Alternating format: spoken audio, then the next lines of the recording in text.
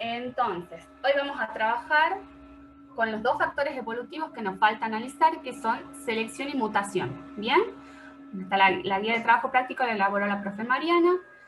Entre los objetivos del presente trabajo práctico están reconocer la ubicuidad del cambio evolutivo adaptativo en las poblaciones y comprender la importancia y el efecto de los procesos de selección y mutación en la dinámica de las poblaciones. Pregunto, ¿qué significa ubicuidad? ¿O tienen una idea de lo que significa ubicuidad? No sé si se me está escuchando o no se me escucha. Algo como omnipresente. Perfecto, es lo mismo.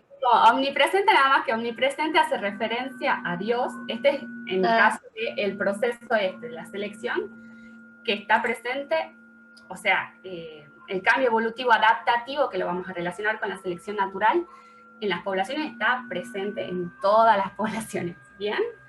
El otro objetivo es reflexionar sobre las importantes implicancias de la adaptación a condiciones ambientales en la conservación.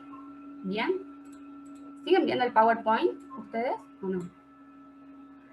Sí. La bibliografía con la que vamos a trabajar, que es el Peirce, y un libro que hace poco, hará 2 semanas, le pasé a una de sus compañeras para que lo suban a la biblioteca virtual de A Serena. ¿Bien? Ahí ustedes tienen la bibliografía disponible. Bueno, esta es una diapositiva con la que venían trabajando con la profe Mariana, ¿verdad?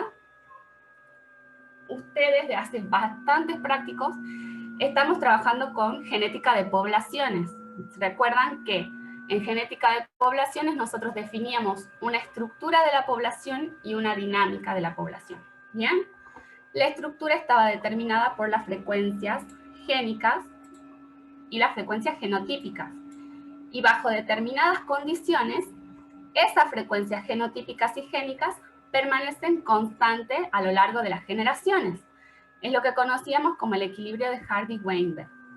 Pero para que esa población esté en equilibrio, como dijimos recién, había que, o tenían que darse ciertas condiciones. ¿Que cuáles eran? Que el tamaño poblacional tendría que ser grande, que no tenía que haber mutación, no migración, que en este caso es el flujo génico, no selección, no deriva génica y operando dentro del contexto de un sistema de apareamiento aleatorio. ¿Bien? Ustedes trabajaron con la profe Mariana cuáles eran las consecuencias de un tamaño poblacional que no sea grande, cuáles eran las consecuencias de que exista flujo génico en una población, qué pasaba cuando había deriva genética y también cuáles eran las consecuencias de un sistema de apareamiento que no sea aleatorio, que sea un sistema de apareamiento preferencial. ¿Bien? Hoy nos toca, en este trabajo práctico, analizar lo que sucede con la mutación y con la selección. Mutación ya tienen idea de lo que es porque lo vimos en un trabajo práctico, nada más que hoy lo vamos a analizar desde un punto de vista evolutivo. Y la selección, ¿tienen una idea de lo que es la selección o a qué hace referencia? Sin miedo de participar. Bueno, la selección tiene, a la presión externa del ambiente. ¿Y qué es lo que puede? Algo tiene que ver el ambiente, pero más que nada se referencia que en este sistema de equilibrio de Hardy-Weinberg, todos los individuos de la población tienen que tener igual probabilidad de supervivencia y reproducción. Bien, hoy vamos a analizar qué es lo que sucede cuando no tenemos igual probabilidad de supervivencia y reproducción diferencial. ¿Bien? ¿Se entiende eso? Bien. También, bueno, estábamos analizando, ya definimos la estructura y qué era lo que pasaba cuando estamos analizando la dinámica. ¿Qué significaba evolución? De paso vamos repasando para el parcial. ¿Qué era la evolución? Era un cambio. ¿Un cambio en qué? Recordemos que estamos en el contexto de la genética de poblaciones. ¿Es un cambio en qué? ¿Qué tenía que pasar para que ocurra evolución? Sin miedo. ¿Cambio en qué? En las frecuencias genotípicas. En las frecuencias genotípicas, a ver, eso es una opción. ¿Quién da otra opción de qué es evolución? De paso vamos estudiando, vamos repasando. Optimicen el tiempo. En caracteres fenotípicos y genotípicos, ¿qué otras opciones? ¿Tengo otra opción o no? ¿Hay alguien que dé otra definición de evolución? Así ya se van con el concepto de evolución claro en su mente para ya tenerlo listo para el parcial. Optimicemos el tiempo. ¿No hay ninguna otra opción de definición de evolución? ¿Nadie da más? Bueno, la evolución era el cambio en las frecuencias génicas o alélicas a lo largo de las generaciones. ¿Quedó claro eso? ¿O no quedó claro? Evolución es el cambio en las frecuencias alélicas o génicas de una población a través de las generaciones. ¿Bien? ¿Se entendió eso o no? ¿Me escuchan o me siguen escuchando despacito? A ver el chat. Sí, profe, sí.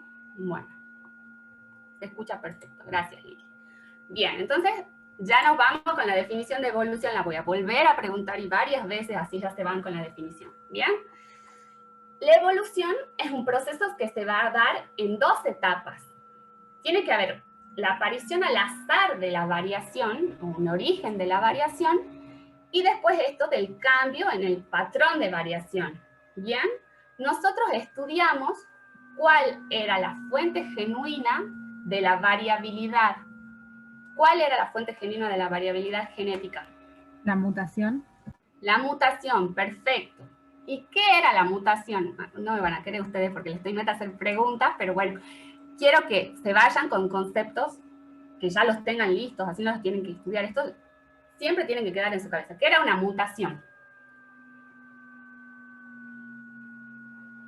Era un cambio que se producía en la molécula de ADN, Perfecto. que era aleatorio y a la vez heredable.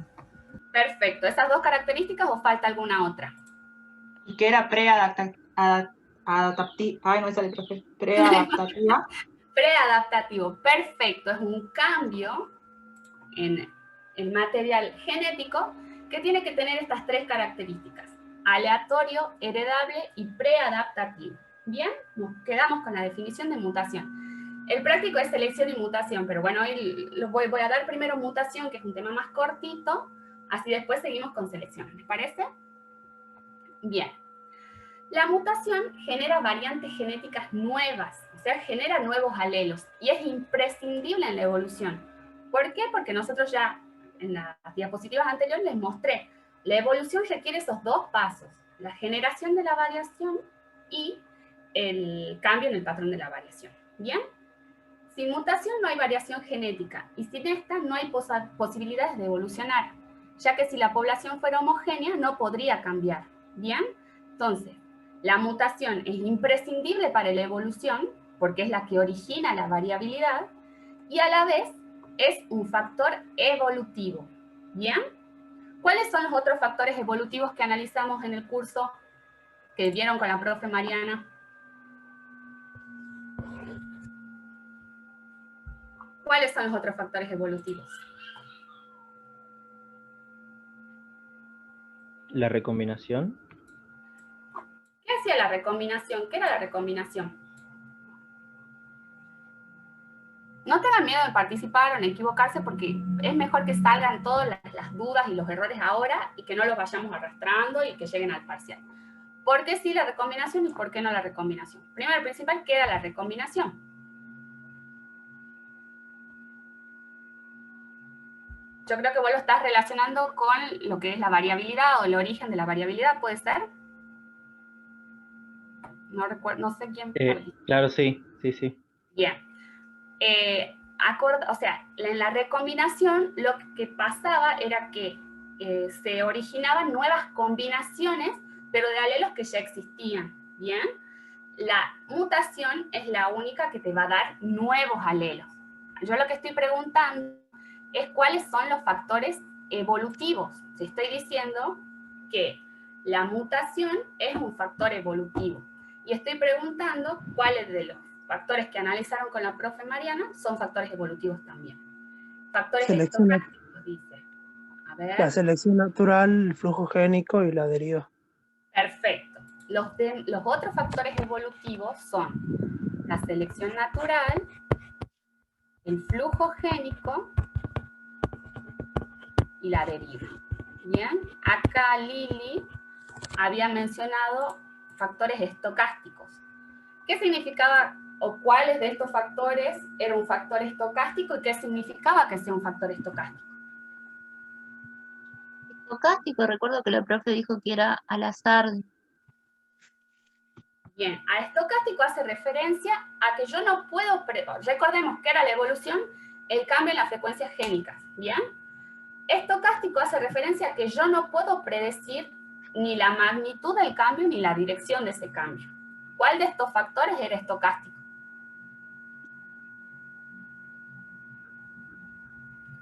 La selección, el flujo génico o la deriva. Bueno, la selección no la vimos todavía, entonces no les voy a preguntar por eso. Pero el flujo génico y la deriva, ¿cuál era estocástico de estos dos factores? Vamos repasando. El flujo génico, recordemos la definición de estocástico. No puedo predecir ni la magnitud ni la dirección. Muy bien, Lili. La deriva era el factor estocástico. ¿Recuerdan que esto pasaba con la frecuencia? Yo podía predecir la magnitud, ahí casi lo hago que se fije o no. Podía predecir la magnitud del cambio, pero no podía predecir la dirección del mismo. ¿Bien? Flujo génico, yo creo que ayer lo analizaron con la profe Mariana. Yo sí puedo predecir la magnitud y la dirección. Es un proceso direccional. ¿Bien? ¿Se entendió hasta ahí? ¿O quieren que revisemos alguno de los conceptos que vamos viendo, que vamos repasando? ¿O seguimos? Profe, ¿cuáles eran las dos etapas de la evolución? Las dos etapas del... Bueno, es un proceso. A ver, espera que cierro acá si puedo. A ver, acá. La evolución es un proceso que se daba en dos etapas. Por un lado, necesitábamos la aparición al azar de la variación, es decir, el origen de la variación, que habíamos dicho, por eso empezamos a hablar de la mutación. Y también el segundo paso era los cambios en el patrón de esa variación. ¿Bien, Nancy? Sí, sí.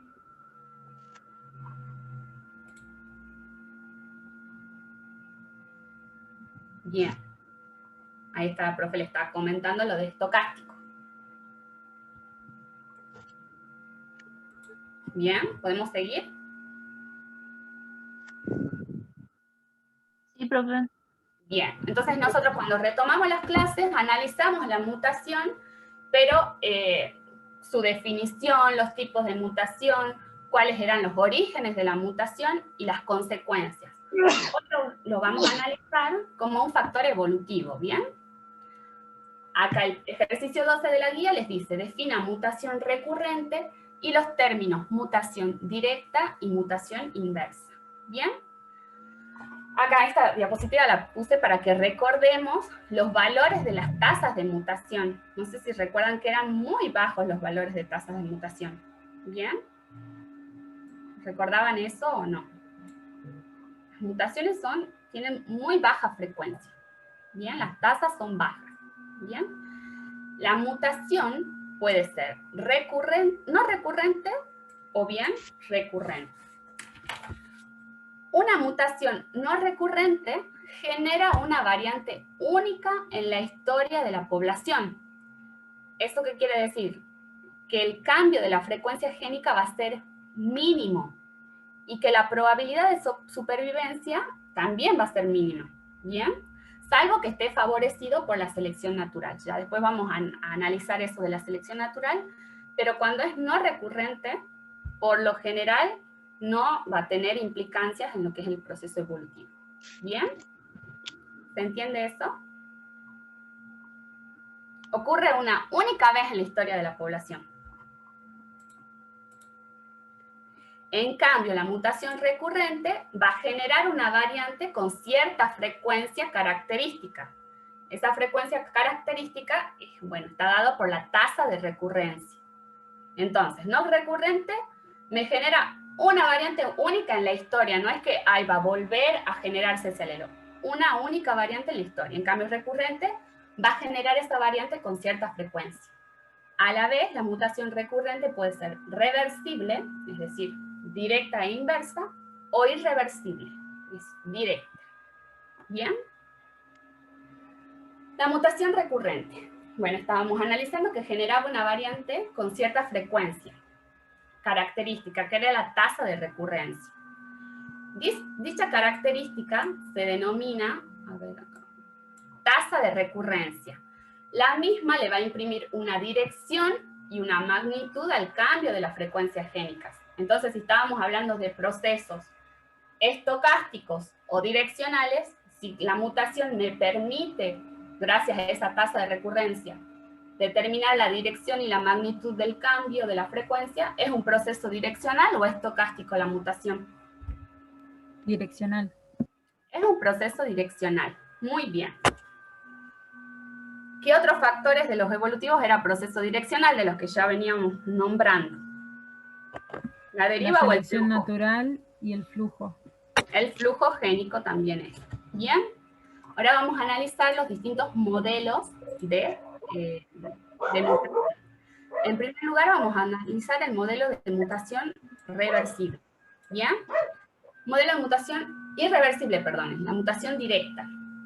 ¿Esto qué quiere decir? Que un alelo va a mutar con una frecuencia característica, con una tasa, perdón, característica al alelo A2. Si P sub 0 es la frecuencia de A1 en la población de partida y A1, bueno, esto que ya les expliqué, la nueva frecuencia génica será, o sea, P sub 1, la frecuencia en la siguiente generación, va a ser igual a la frecuencia original del alelo A1, pero le resto todos los alelos que mutaron a 2, ¿bien? O sea, por eso es mu por el P sub 0. Y sacando factor común acá de P sub 0, obtengo que la frecuencia del alelo A1 es igual a P sub 0 por 1 menos mu, ¿bien? Esas formulitas no les tengan miedo, son modelos matemáticos. Acá lo que estamos viendo es cuál va a ser la frecuencia en la siguiente generación. Pero nosotros a esa ecuación la podemos hacer para analizarla a lo largo de las generaciones y obtenemos esta otra ecuación que me va a permitir determinar la frecuencia del alelo A1 en una determinada generación. ¿Qué es lo que tenemos que ir viendo? ¿Se recuerdan que dijimos que las tasas de mutación son bajas? Ustedes imagínense que cada vez, en cada generación, imagínense si muta de A1 a A2, en la siguiente generación voy a tener más o menos alelos A1. El alelo A1 muta con una determinada tasa a A2. ¿Bien? Menos. Voy a ir teniendo cada vez menos individuos que van a ir mutando. ¿Bien? A lo largo del tiempo. Ay, perdón. Entonces, bueno, ya analizamos. No se preocupen por las fórmulas que las van a tener. Pero, por ejemplo, de los modelos lo que queremos que les quede es que yo puedo determinar el valor de una frecuencia en una determinada generación que yo quiero, o también, aplicando logaritmo, puedo determinar cuántas generaciones son necesarias para pasar de una determinada frecuencia a otra, para que varíe una frecuencia por mutación directa. No sé si se entiende, eso es lo que está representado acá con las fórmulas. No sé si se entienden o tienen alguna duda respecto a esto.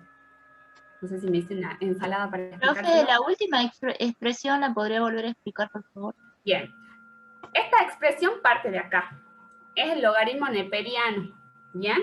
Y lo que me sirve para determinar cuántas generaciones son necesarias para que la frecuencia de P sub 0 pase a la frecuencia, a alguna frecuencia que yo quiero en un periodo, o sea, perdón, la frecuencia que yo tengo, la inicial, pase, qué sé yo, de 1 a 0,2. ¿Cuánto tiempo va a ser necesario que por mutación directa, irreversible, esa frecuencia pase de un valor a otro? Yo lo calculo con esta formulita, ¿bien? Y voy a tener en cuenta la tasa. No sé si se entiende, Lili. Bien. Estas dos ecuaciones las van a utilizar ustedes en la casa porque se las voy a dar para que hagan los ejercicios solitos ustedes esos dos. ¿Bien? Y después tenemos el modelo de mutación reversible, directa e inversa. ¿Qué era lo que pasaba recién? El alelo A1 mutaba a 2, pero no es que el alelo A2 podía volver a mutar a A1. En este caso, en este modelo, lo que hacemos es analizamos, ¿bien? Vamos a ver que el alelo A1 va a mutar a A2 con una frecuencia mu, con una tasa de recurrencia mu, y el alelo A2 va a mutar a A1 a una tasa B, ¿bien? El cambio de la frecuencia, el delta de Q, va a ser igual a esta expresión, ¿bien? ¿Qué es lo que pasa? Va a llegar un momento, bueno, los alelos A1 van a mutar a A2 y los A2 a A1. A lo largo de las generaciones va a llegar un momento en el cual se va a equilibrar eso. O sea, la cantidad las mutaciones directas van a igualar a las mutaciones inversas, ¿bien? Entonces, el delta de Q, el cambio en las frecuencias, va a ser igual a 0. Si ese delta de Q es igual a 0, ¿hay evolución? Si no hay evolución. Entonces, la mutación reversible produce evolución. En algún momento llego al equilibrio, ¿bien? En equilibrio, las frecuencias alélicas no van a cambiar, aun cuando la mutación en ambas direcciones continúe, ¿bien? Se alcanza un equilibrio. ¿Quedó claro eso? Profe, entonces en el modelo de mutación reversible no hay evolución solamente cuando alcanza el equilibrio. Claro, llega un momento, o sea, en este modelo donde tengo mutación directa e inversa, va a llegar un momento a lo largo de las generaciones que se va a alcanzar ese equilibrio, ¿bien? Y cuando se alcance ese equilibrio, por más de que sigan mutando los alelos de A1 a 2 y de A2 a A1, por más de que sigan mutando, mutan en igual cantidad, entonces se alcanza el equilibrio. El delta de Q es 0 y por tanto no hay evolución. ¿Se entiende? Profe, Sí. ¿y de qué dependen esas tasas? Las tasas de mutación son únicas, y a ver, por eso ya les había compartido. Son únicas y variables, depende de cada gente también, pero lo que les tiene que quedar es que son muy baja frecuencia. ¿Bien? No sé si la profe Mariana quiere agregar algo. A ver. No, está bien. Bien. No sé si quedó claro o no. Profe, no se ve la fórmula de abajo. Acá lo que les dice que el delta de Q es igual a 0 y que es igual a la tasa, a mu, por la frecuencia de P en la generación T, es cuando, o sea, que el delta de Q es igual a 0 cuando la tasa mu por la frecuencia del P en una generación T es igual a la tasa B por la frecuencia Q en la generación T. Es esto, digamos, cuando es exactamente la cantidad de alelos A1 que mutan a A2 es igual a la cantidad de alelos A2 que mutan a A1. Es como una ensalada, pero hace referencia a eso la fórmula Benjamín. Bien, profe, gracias. ¿Bien? Bien. Y esta es otra formulita también que les va a servir para que hagan el ejercicio de la guía, que nos dice a qué son iguales las frecuencias alélicas esperadas en el equilibrio si no interviene ningún otro proceso. Si no interviene ningún otro proceso, las frecuencias van a depender únicamente de las tasas de mutación. ¿Bien? Eso se lo voy a dejar a ustedes, creo que son el ejercicio 14. Creo que son el 14 y el 15. Sí, el 14 y el 15 lo van a hacer ustedes. ¿Bien? Vamos a pasar a hacer el 13 nosotros. ¿Bien? Nos dice, ¿cuántas generaciones se requieren para pasar de una frecuencia inicial P sub 0 igual a 1 a una frecuencia en el tiempo, en la generación T igual a 0,5, suponiendo que la tasa de mutación para aloenzimas es de 10 a la menos 6. ¿Se animan a que hagamos este ejercicio? Lo que tenemos que hacer primero es identificar qué es cada cada cosa. Bueno, P sub 0 sí lo tenemos, es igual a 1. P sub T es igual a 0,5. Y la tasa es igual a 10 a la menos 6. ¿Se animan? Lo que tenemos que hacer es simplemente en la fórmula reemplazar. ¿Bien? Ln es lo mismo que el logaritmo neperiano. ¿Bien? ¿Se animan a calcular esto? Para que veamos cuánto nos da.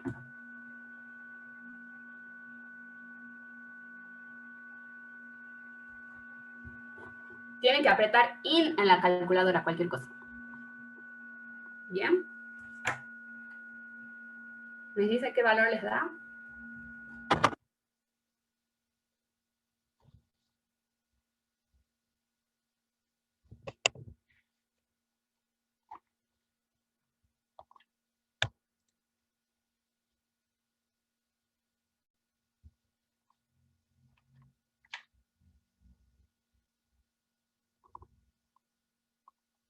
¿Cómo van con el cálculo?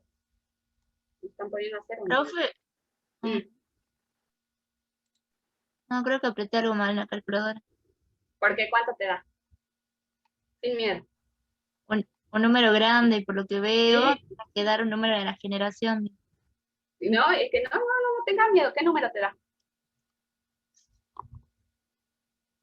690. 69.000, bueno, 693, porque yo puse yo lo multipliqué, lo elevé a la 10, digamos, 693.146 me da. Sí, así da, profe. ¿Un número grande o no? Sí. Sí, ¿Y por qué tienen miedo de que sea grande? no sé eso. Eso es justamente lo que queremos que entiendan.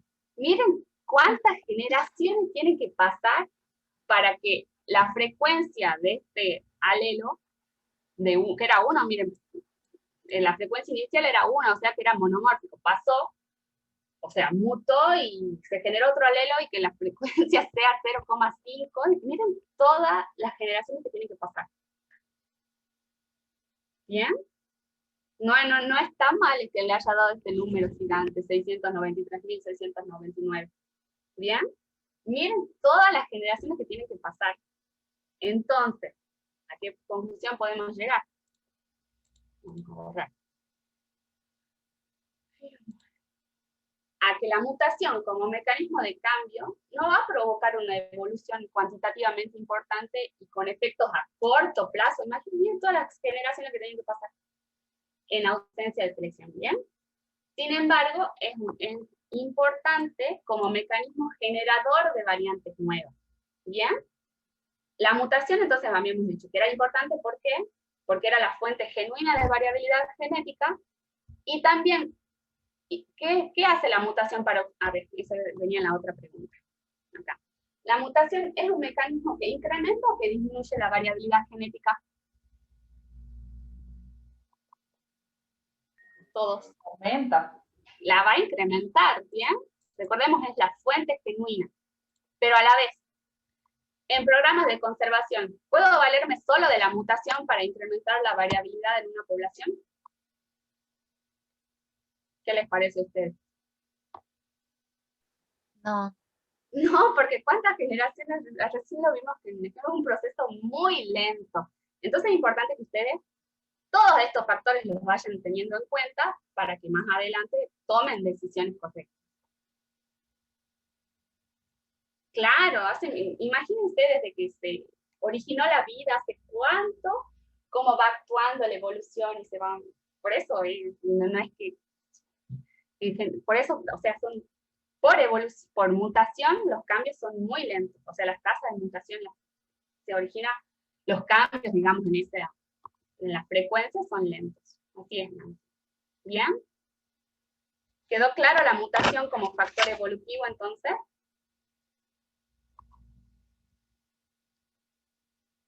¿Alguna duda respecto a esto? Porque vamos a pasar a selección. Recordemos que analizamos, bueno, que la mutación era fundamental para la evolución. ¿Por qué? Porque era la fuente genuina de variabilidad genética, que había distintos tipos de mutación, mutaciones no recurrentes y mutaciones recurrentes. Las no recurrentes ocurrían, era un suceso único en la historia de esa población. Las recurrentes ocurrían con una cierta tasa de frecuencia, ¿bien? Y a su vez se clasificaban en irreversibles o reversibles. ¿Cuál era la que era importante desde el punto de vista evolutivo? ¿La reversible o la irreversible? La irreversible. La irreversible. Muy bien. Perfecto. Seguimos entonces. Pasamos a selección natural. ¿Ninguna duda entonces hasta ahora? Ustedes me paran cualquier... Claro, profe, en el ejercicio 14, ahí dice 100.000 generaciones, ahí me tendrá que haber dado cuenta, digamos, que era posible. No, pero es que no, pero está bueno, porque ahí te produjo un impacto eso, y yo creo que no se te va a olvidar, ¿o no? Claro, es verdad. Bueno. Bien. Entonces, ya analizamos qué pasaba cuando había mutación, ahora nos falta analizar qué sucede con la selección natural. ¿Bien? Vamos a seguir este esquema en la clase. En primer lugar, vamos a ver una pequeña introducción, los conceptos importantes que necesitamos trabajar y conocer, métodos para estimar la eficacia biológica y tipos de selección. Bien. Factores evolutivos, que alguien me corrija acá, hay un error en esta diapositiva. ¿Quién lo va a corregir? Me dice, factores evolutivos, derivas, Migración. Perfecto. ¿Qué tiene que decir en vez de migración? Flujo génico. Flujo génico. ¿Por qué tiene que decir flujo génico y no migración? Porque flujo génico incluye inmigraciones y emigraciones, ¿que no? Es un proceso no. demográfico, ¿bien? La migración es un proceso demográfico, ¿bien? No implica necesariamente la migración que haya un intercambio de material genético. En cambio, el flujo génico, ahí sí lo hay, ¿bien? Es como un término más genético, digamos. Claro, bien. Profe, hacía referencia a que no era necesario que se mueva el individuo, por ejemplo, el tema de las plantas y eso, ¿que no? Claro, o también, vos decís el flujo génico. El flujo génico no requiere. Igualmente, por ejemplo, no sé si los hacen los programas de conservación, pero en las cabañas, en ganadería, no es que se llevan muchas veces los toros, sino que se compran pajuelas de semen, y entonces eso también es un flujo génico, y no es necesario que el individuo se traslade, digamos.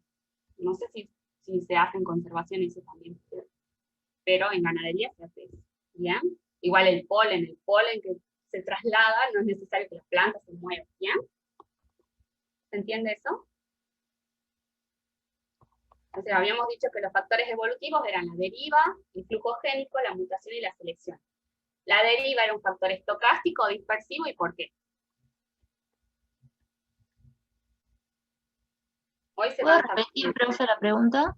Si la deriva génica era un factor estocástico o direccional, ¿y por qué? Estocástico, porque no se podía determinar ni la dirección ni la magnitud. Perfecto. El flujo génico. Ojo, Ay, sí. ¿Cómo? la magnitud no la podés determinar si determinamos un delta de Q. Claro. La magnitud Sí, profe, tiene razón. Gracias, Mariana, porque yo estoy bien ahí la profe. ¿El flujo génico direccional o estocástico?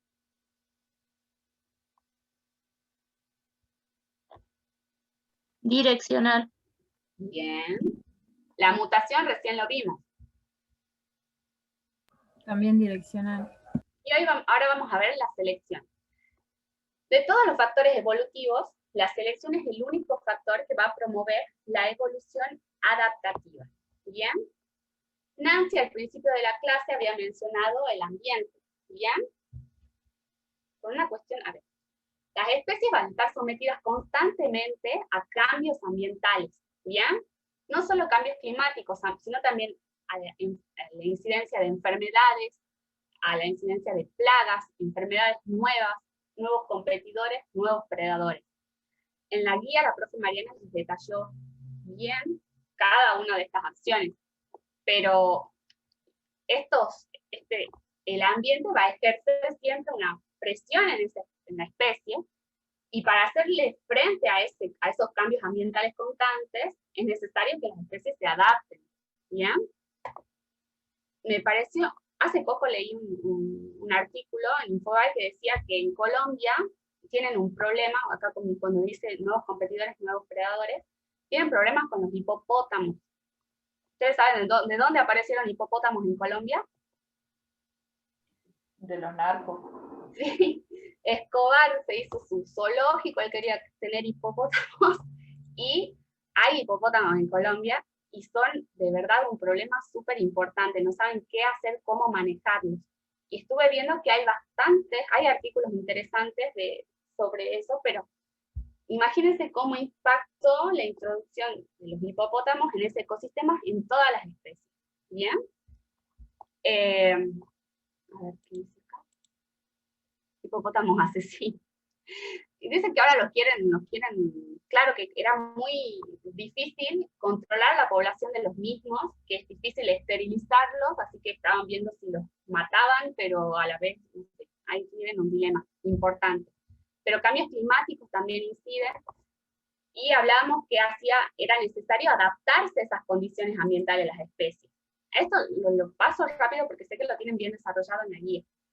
Esa adaptación puede darse a través de modificaciones fisiológicas o a través de evolución por selección natural.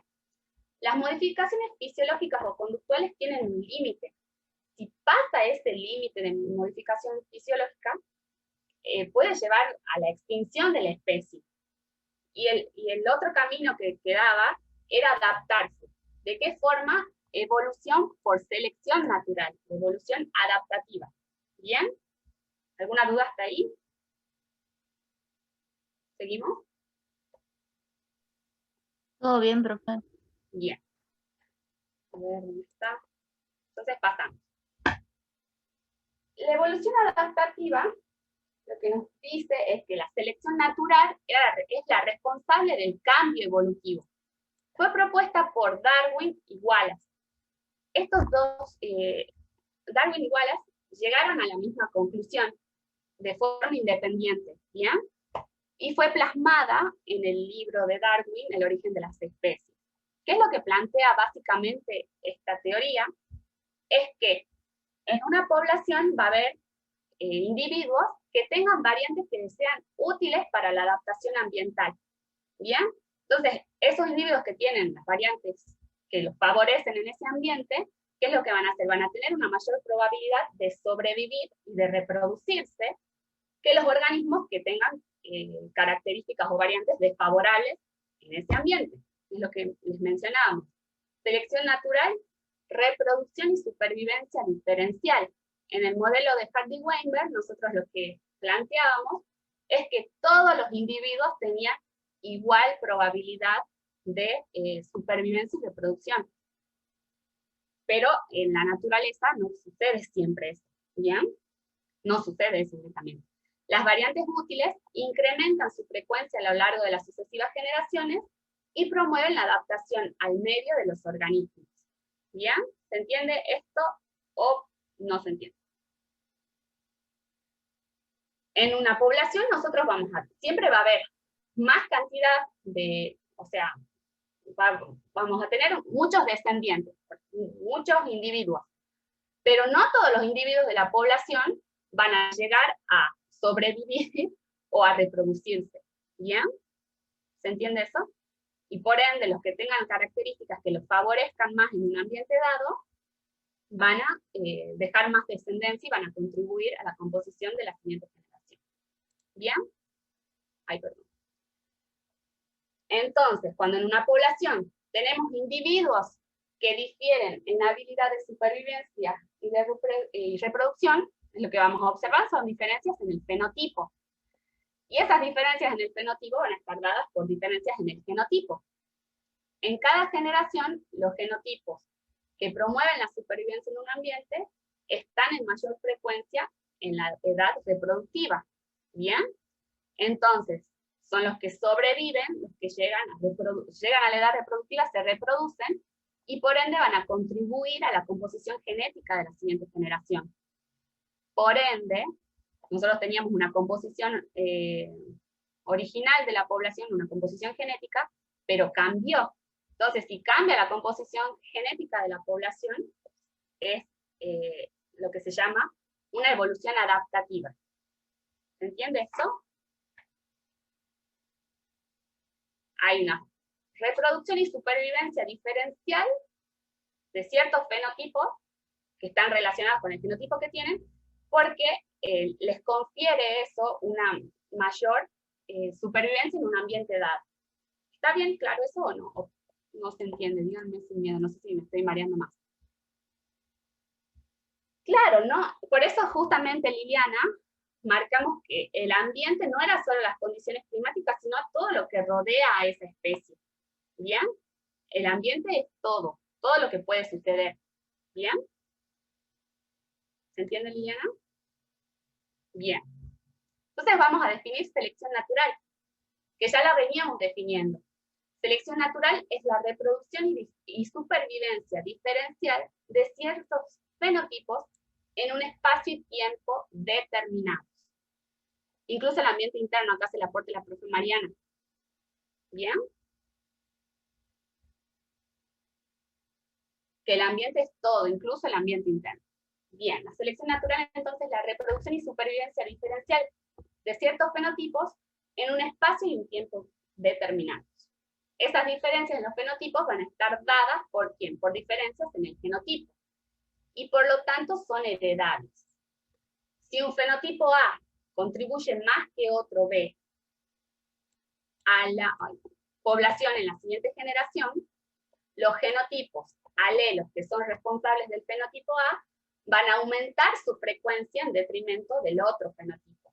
Y ahí es donde vamos a observar el cambio en las frecuencias génicas que determinamos como evolución. ¿Bien?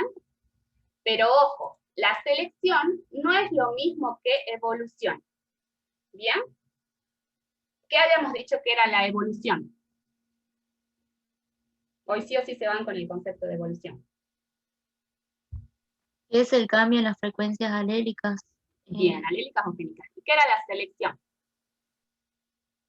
Es supervivencia y reproducción diferencial de ciertos fenotipos. ¿Bien? Miren lo que dice acá. No todo tipo de selección provoca evolución. Esto ya lo vamos a analizar cuando veamos los tipos de selección. Y acá lo que nos dice es, no todo tipo de evolución es producto de la selección. Ya vimos que existen otros factores que provocan cambios en las frecuencias génicas. ¿Bien? ¿Se entendió esto?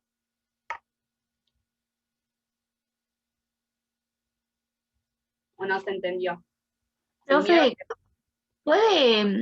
porque nosotros vimos lo que es selección cuando usted explicó ahí en el Power, pero, o sea, hay un concepto así como un concepto de evolución, que lo dijo recién y no se escuchó, no lo escuché yo. ¿De evolución o de selección? De selección. Reproducción y supervivencia diferencial de ciertos fenotipos en un espacio y en un tiempo determinado. ¿Bien? Ya vamos a ver enseguida cuáles son las condiciones que se tienen que dar para que exista selección, o sea, para que actúe la selección. ¿Bien? Bien, gracias. Reproducción. Cuando hay, ustedes recuerden, en el modelo de Hardy-Weinberg, todos los individuos tenían igual probabilidad de supervivencia y reproducción. En cambio, ahora,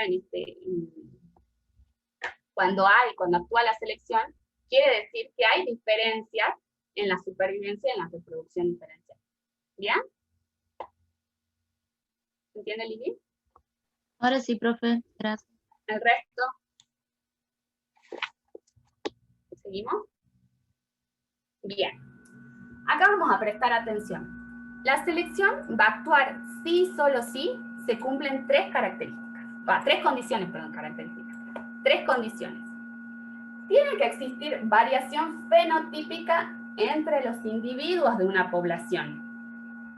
Es decir, que tiene que haber variantes, tienen que diferir en sus características los individuos de esa población, ya sea diferencias morfológicas, fisiológicas o conductuales, pero es necesario que exista variación en la población.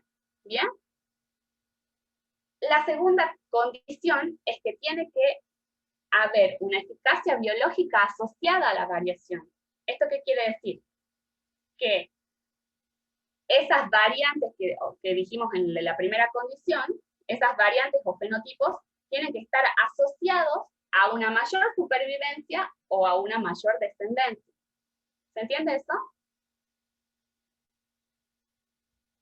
Esa variación que requiere el punto 1 tiene que estar asociada a la eficacia biológica, es decir, tiene que tener una mayor supervivencia, tiene que estar asociada a una mayor supervivencia o a una mayor reproducción. No sé si se entiende eso. Sí, profe. Bien. Y la tercera condición es la herencia de la variación. Requiere esto, que la variación esa fenotípica que se observa, se tiene que deber al menos en parte a una variación genética que permita la transmisión de los fenotipos seleccionados a la siguiente generación. ¿Bien?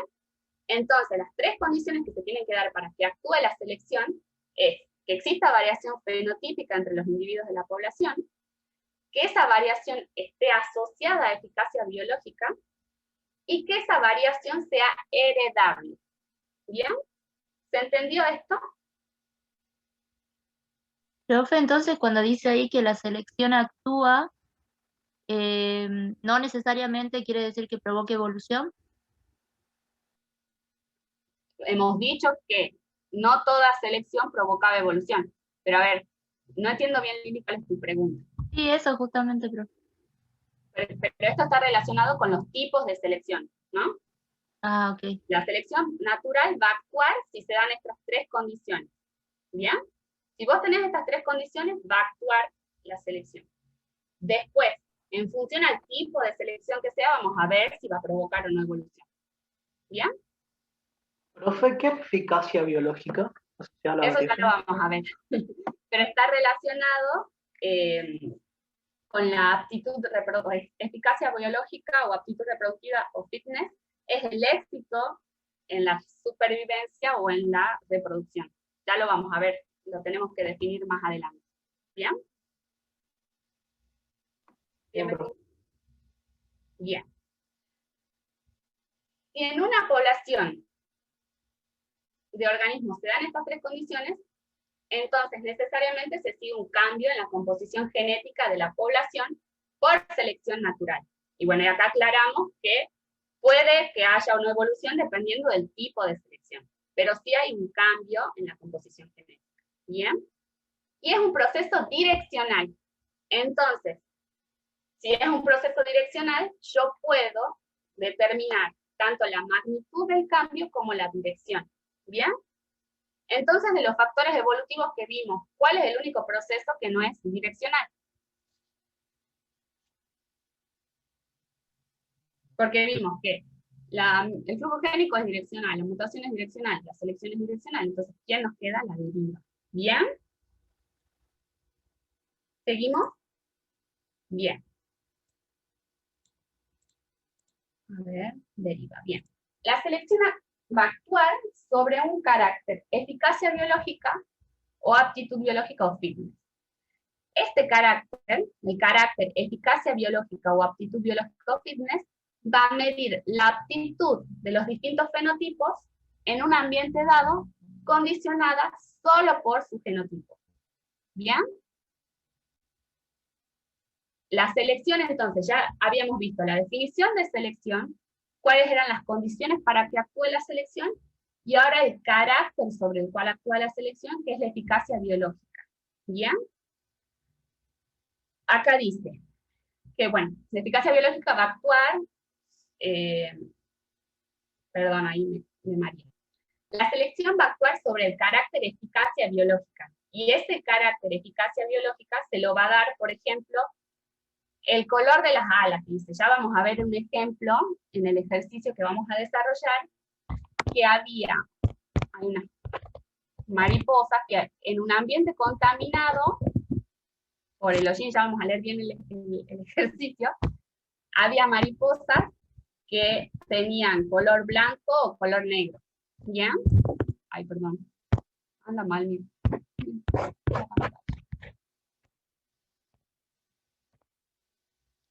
Sí, mariposas blancas y grises. Entonces, si el ambiente estaba contaminado, ¿a ustedes qué les parece que, o sea, estaba relacionado con la visibilidad que le daba a los predadores, digamos? En un ambiente contaminado, ¿quiénes van a ser más favorecidas? Las mariposas que tengan color claro o las que tengan color oscuro, si el ambiente es contaminado.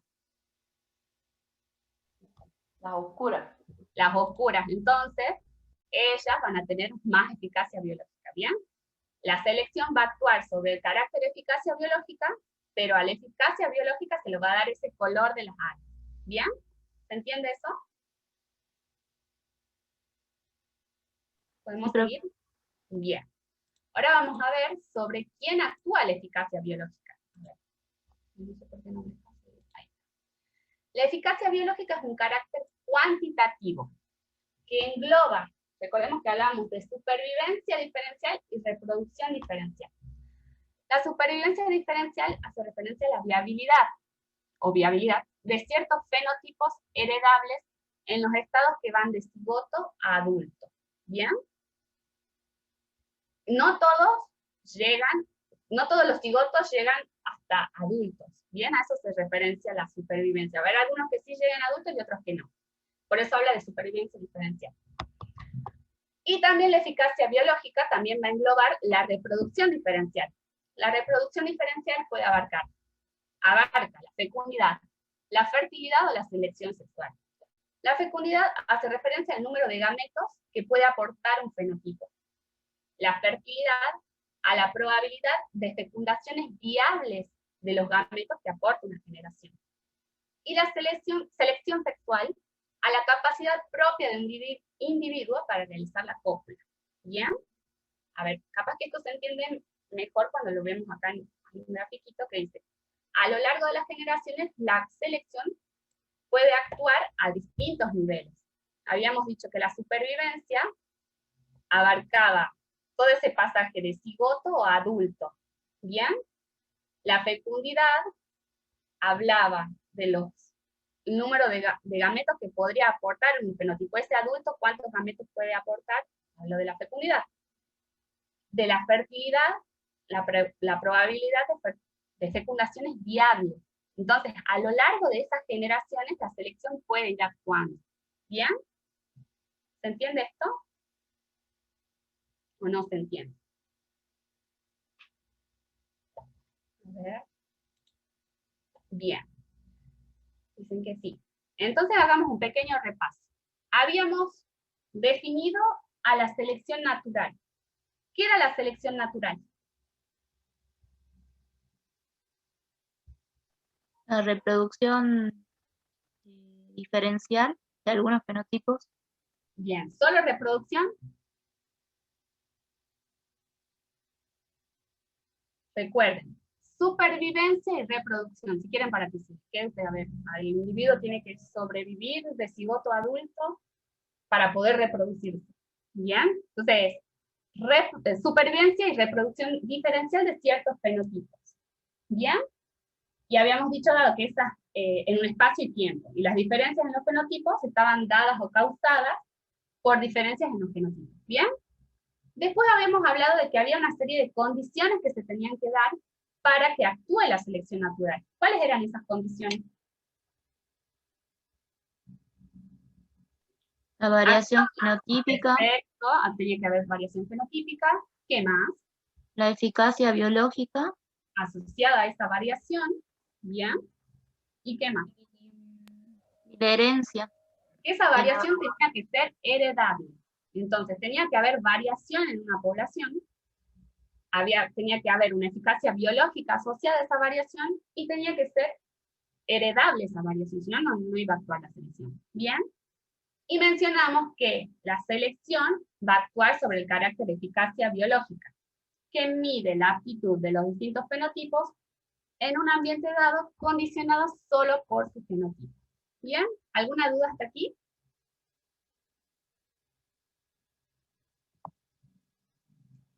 ¿Podemos seguir? No, profe. Sí, profe. Pasamos. En la guía, en la actividad número 1 nos define los conceptos. Selección natural, que ya lo hicimos. eficacia biológica absoluta, eficacia biológica relativa y coeficiente de selección. Ahora lo que vamos a hacer es definir estos tres conceptos. ¿Bien? La aptitud biológica absoluta o la eficacia biológica absoluta es la probabilidad de que un individuo con un genotipo sobreviva desde la fecundación hasta la edad reproductiva. ¿Bien? Es la medida de la capacidad de los individuos de sobrevivir y reproducirse para transmitir sus genes a la próxima generación. ¿Bien? Aquellos individuos que dejen el mayor número de descendientes que lleguen a la madurez tienden a ser los más adaptados. ¿Se entiende el concepto de aptitud biológica absoluta? Sí, profe. Bien. Ya después cuando lo veamos en ejemplos lo van a entender mejor. La aptitud biológica relativa es el éxito reproductivo o la supervivencia de un genotipo en comparación con otro genotipo que se toma como su referencia y que suele ser el más favorecido por la selección. La aptitud biológica relativa va de 0, puede tomar valores de 0 a 1. ¿Quién les parece que es el que tiene más éxito reproductivo?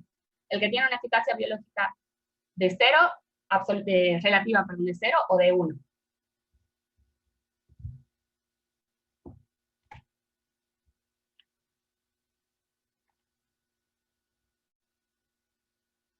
¿Cuál va a tener mayor éxito reproductivo? ¿Qué les parece a ustedes? De 1, perfecto. El que tiene aptitud biológica relativa de 1 es el que tiene mayor éxito reproductivo. El coeficiente de selección, por el contrario, es la reducción proporcional en la eficacia biológica de ciertos genotipos en la siguiente generación en comparación con otro genotipo que se toma como referencia y que por lo general suele ser el más favorecido por la selección. El coeficiente de selección va de 0 a 1, ¿bien? Pero acá es importante que vean la forma en que se relacionan la eficacia biológica relativa, la aptitud biológica relativa y el coeficiente de selección. La aptitud biológica relativa es igual a 1 menos el coeficiente de selección. Y de la misma forma, el coeficiente de selección es igual a 1 menos la eficacia biológica relativa. ¿Bien? ¿Se entiende esto hasta ahora o no? Creo que con ejemplos, profe, lo vamos a entender. Sí, con el ejemplo lo van a terminar de entender, pero así un ejemplo rápido, por ejemplo, que se estudia en algún parque nacional cuántos huevos dejan los guacamayos y tenemos 3 genotipos. Ay, horrible. Yo no tengo lapicito, así que voy atrás. Supongamos que tenemos esto, 3 genotipos, ¿bien? Y que vamos a contar cuántos huevos hay de cada genotipo. Es un ejemplo así muy traído de los pelos, pero que esto sea 150, estos sean 50 y que estos sean 300. ¿Bien?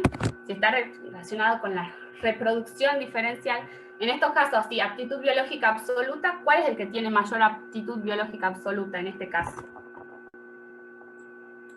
¿El que deja menos o más descendientes?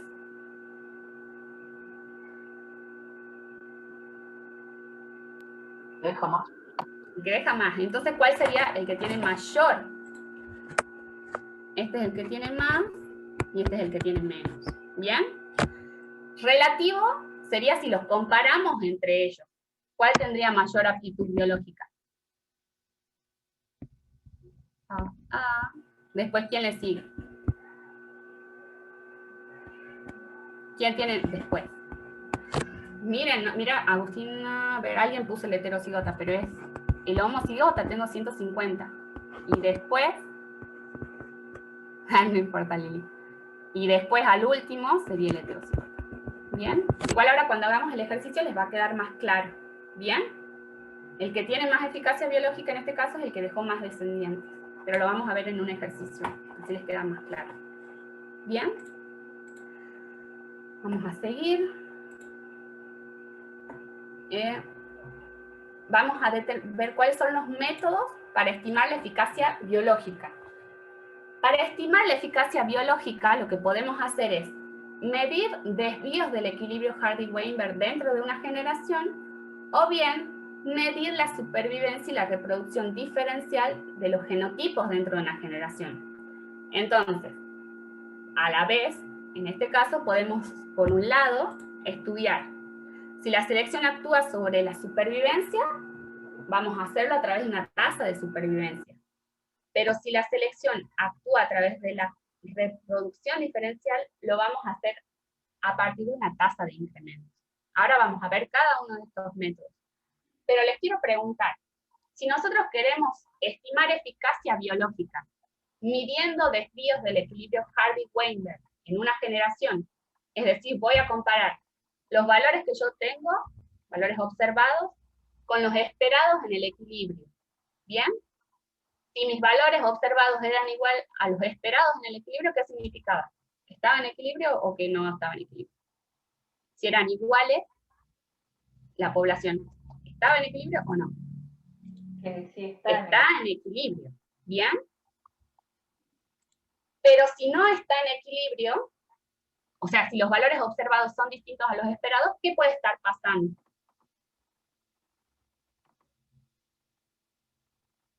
Actuando en la selección. Solo la selección o podría estar cualquiera. Recuerden que cuando nosotros, era nuestra gran hipótesis nula el equilibrio Hardy-Weinberg. Ay, claro, podrían tranquilamente, si se desvía lo observado del esperado, ¿qué más podría estar pasando aparte de la selección natural? Algunas de las otras condiciones del equilibrio, pero ¿cuáles son? Nómbrenlas, de paso van repasando. Flujo génico, deriva génica. Bien, ¿qué más puede estar pasando? Que el tamaño poblacional sea pequeño, acordate, ¿no? O sea, acá estamos diciendo todo lo que puede estar haciendo que se me vaya del equilibrio. ¿Bien? ¿Qué más puede estar pasando? Aparte de la selección. ¿Qué pasaba cuando había endogamia? Divisiones. ¿Bien? Entonces, si yo quiero estimar eficacia biológica y me guío solo con Hardy-Weinberg, ¿qué puede estar pasando? Yo atribuyo, o estoy diciendo que estoy midiendo eficacia biológica cuando está actuando otro factor. ¿Bien? Entonces tenemos que tener cuidado. Pueden haber otras fuerzas que estén actuando y que me provoquen ese desvío. ¿Se entendió esto? ¿O no se entendió?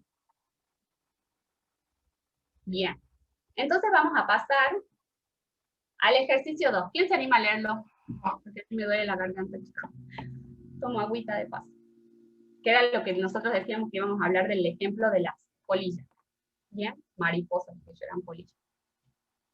¿Quién se anima a leerlo?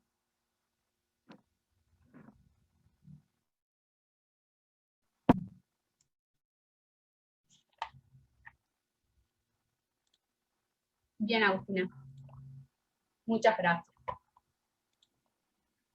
La polilla moteada, justo, profe, se me tapa el título, el que sigue, Biston, no sé qué.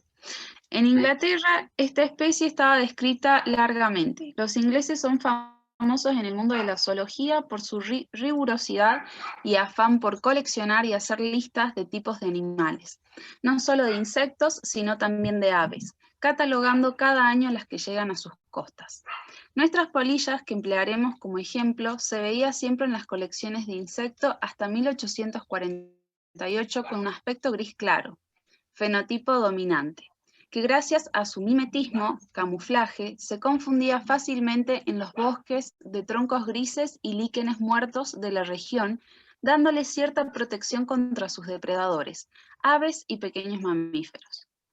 Pero en las colecciones, en ocasiones muy raras, se veían individuos gris oscuros, que por su coloración sobrevivían poco al posarse sobre los troncos claros. A partir de 1848 y hasta 1895, la frecuencia con que se encontraban las polillas grises claro disminuyó hasta tan solo el 2% de la población en zonas cercanas a ciudades, y en su lugar se encontraban cada vez más polillas de color gris oscuro.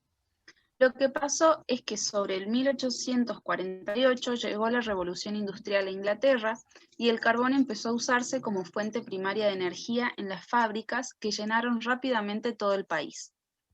La Revolución Industrial cambió su hábitat. El hollín del carbón se impuso en todas partes y los troncos empezaron a tener un color más oscuro.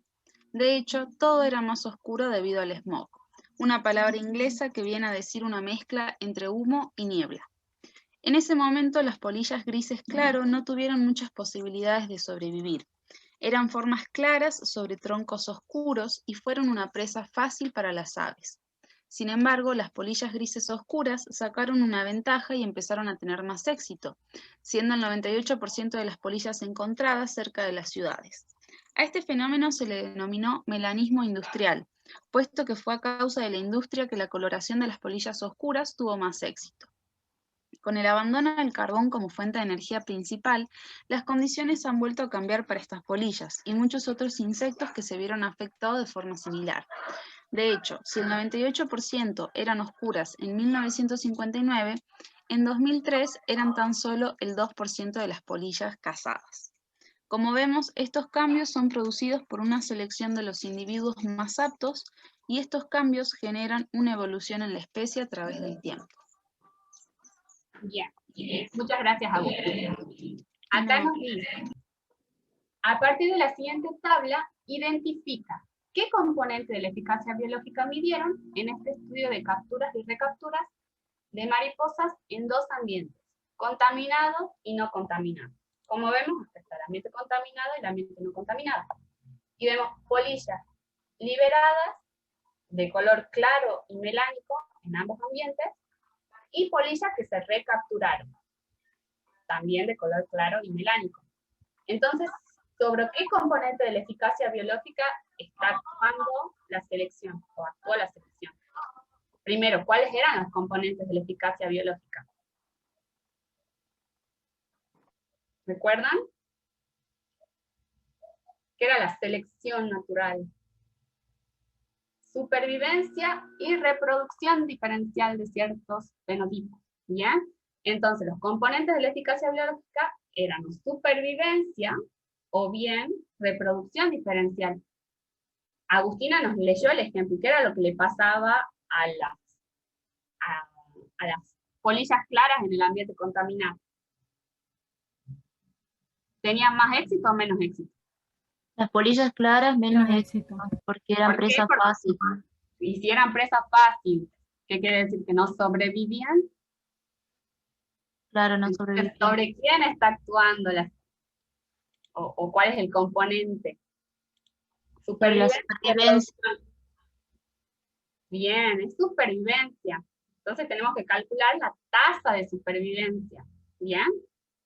Esa tasa de supervivencia se calcula de esta forma. Población final sobre población inicial. ¿Bien? Entonces ahora lo que vamos a hacer es calcular. Bueno, acá el punto B nos dice, estime la eficacia biológica absoluta, la relativa y el coeficiente de selección. Y acá tengo para que calculemos. Vamos a empezar con el ambiente contaminado. ¿Bien? Tenemos las claras.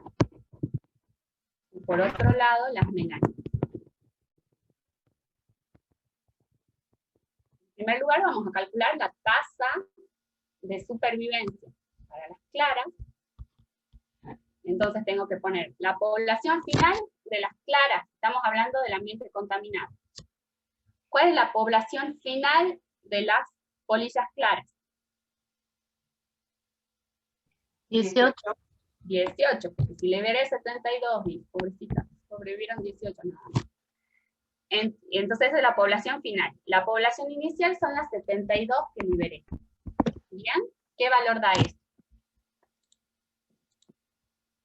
0,25. Perdón, yo no tengo el lapicito. Entonces voy a tener 0,25. ¿Se ve que es 0,25? No, no, parece 23. 0,25. Lo mismo hacemos para las melánicas. ¿Qué valor les da? Trabajando en el ambiente contaminado. 0,57. 0,57. Bien. Esperen un momento. 0,57. Esta tasa de supervivencia es igual a la eficacia biológica absoluta. ¿Bien? ¿Cuál de las dos polillas tiene mayor eficacia biológica absoluta? La melánica. Las melánicas son las que tienen mayor tasa de supervivencia. Bien. Ahora lo que vamos a hacer es calcular la eficacia biológica relativa. Entonces, ¿qué es lo que tengo que hacer? Comparar la tasa de supervivencia, es el cociente entre la tasa de supervivencia de esta población, o de estas polillas, perdón si escuchan que una bebé grita, mi hijo que está jugando conmigo, 0,25 sobre la que tiene mayor tasa de supervivencia, que en este caso es esta. ¿Bien? Tenemos ese cociente. Y para las melánicas lo mismo, porque tengo que comparar la tasa de supervivencia con el que tiene mayor tasa de supervivencia, en este caso con ella misma. ¿Bien? A ver, ya veo el chat. Bien. 0,44, 0,348, a ver, 0,348, y este es igual a 1. Entonces, ¿se acuerdan que habíamos dicho que la eficacia biológica absoluta era la que tenía mayor éxito reproductivo? ¿Bien? ¿Recuerdan eso? ¿Quién era la que tenía mayor eficacia biológica absoluta? El que tenía el valor de 1, ¿recuerdan? Sí. Bien. Ya calculamos entonces eficacia biológica absoluta, ahora nos falta calcular el coeficiente de selección. ¿Cómo hacía para calcular el coeficiente de selección?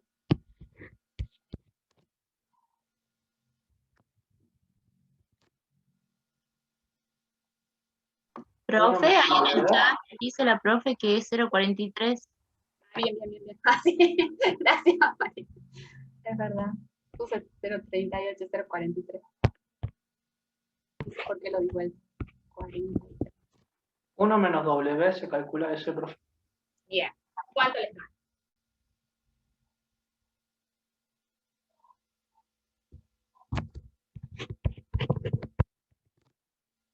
Gracias, Molina. ¿Qué valor tengo? 0,57. Y en el otro caso, ¿a cuánto es el valor del coeficiente de selección?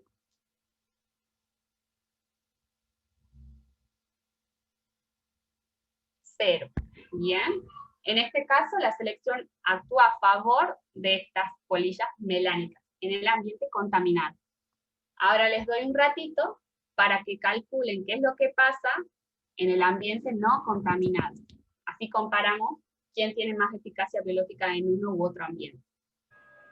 A ver, Nancy dice, claras, tasa de supervivencia 0,42, es igual a 0.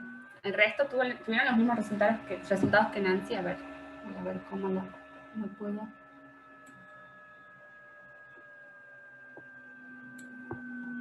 Bien. Bien, Ana también tuvo los mismos resultados.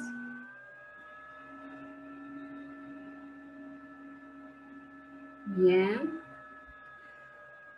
¿Qué es lo que pasa? Nosotros acá vimos que en el ambiente contaminado, ¿quién era el que tenía mayor eficacia biológica? ¿Las claras o las melánicas? En el ambiente contaminado, ¿quién tenía el mayor? Las melánicas. ¿Bien? La selección actuaba a favor de las melánicas. ¿Qué es lo que pasa en el ambiente que no está contaminado? ¿Se sigue manteniendo esto o se revierte la situación? Se revierte. Sucede todo lo contrario. ¿Bien? Ahí la que tiene mayor eficacia biológica son las claras y la selección actúa a favor de ellas.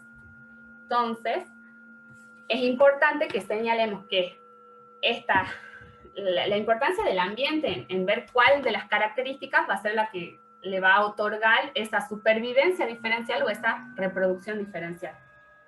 ¿Bien? ¿Se entiende esto o no? Siempre va a depender del ambiente en el cual yo esté analizando. ¿Bien?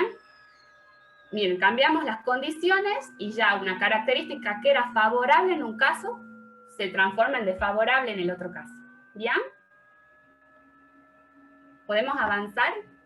Entonces nosotros lo que hicimos recién fue evaluar o medimos, estimamos la eficacia biológica midiendo la supervivencia diferencial a través de la tasa de supervivencia. ¿Bien? Ahora vamos a continuar y nos dice, en el ejercicio anterior nosotros habíamos estimado eficacia biológica, pero basados en qué, en supervivencia o en reproducción. Analizamos reproducción, ¿bien? Ahora lo que vamos a analizar, ¿a ustedes qué les parece? ¿Es reproducción o supervivencia diferencial? Reproducción. Vamos a analizar reproducción diferencial. Y habíamos dicho que para analizar o para estimar la eficacia biológica a través de la reproducción diferencial, debíamos estimar una tasa lo debemos hacer a través de una tasa de incremento. ¿Bien? Si la selección va a actúa sobre la reproducción diferencial, tenemos que estimar la tasa de incremento. Y para hacerlo tenemos que seguir una serie de pasos. Para hacer este ejercicio tenemos que desarrollar una serie de pasos. En primer lugar dice conteo de los organismos antes y después de la selección. Eso ya lo tenemos porque tenemos la tablita. Bien, en la tabla tenemos esa información. El segundo paso nos dice cálculo de las frecuencias génicas de la primera generación, que creo que es el inciso A, nos pide eso. Sí, el inciso A creo que dice calcule las frecuencias de los alelos A y A chica en la generación correspondiente al estudio. Después tenemos que calcular la tasa de incremento corregida, que se calcula para cada genotipo como R igual a el número observado sobre el número esperado. Después calculamos la eficacia biológica relativa y por último el coeficiente de selección. Entonces, para estimar la eficacia biológica relativa y el coeficiente de selección, lo que vamos a hacer es trabajar con esta tasa. Lo que vamos a hacer es seguir cada uno de estos pasos. El primer paso nos decía conteo de organismos antes y después de la selección. El segundo paso nos dice cálculo de las frecuencias génicas de la primera generación. ¿Lo pueden hacer a eso o no? Nos dice de la primera generación, o sea que tenemos que trabajar con esta generación. ¿Podemos calcular las frecuencias génicas de la primera generación? Sí. Bien, ¿cómo lo vamos a hacer? Primero sacando pH y Q. Perfecto. Con el número de individuos por cada... ¿Se animan a ir calculando pH y Q? O sea, las frecuencias genotípicas. P es 0,4. P04, ¿todos les da 0,4? ¿Quién da más, quién da menos? Sí, profe. Bien. 0,4. H. 0,5.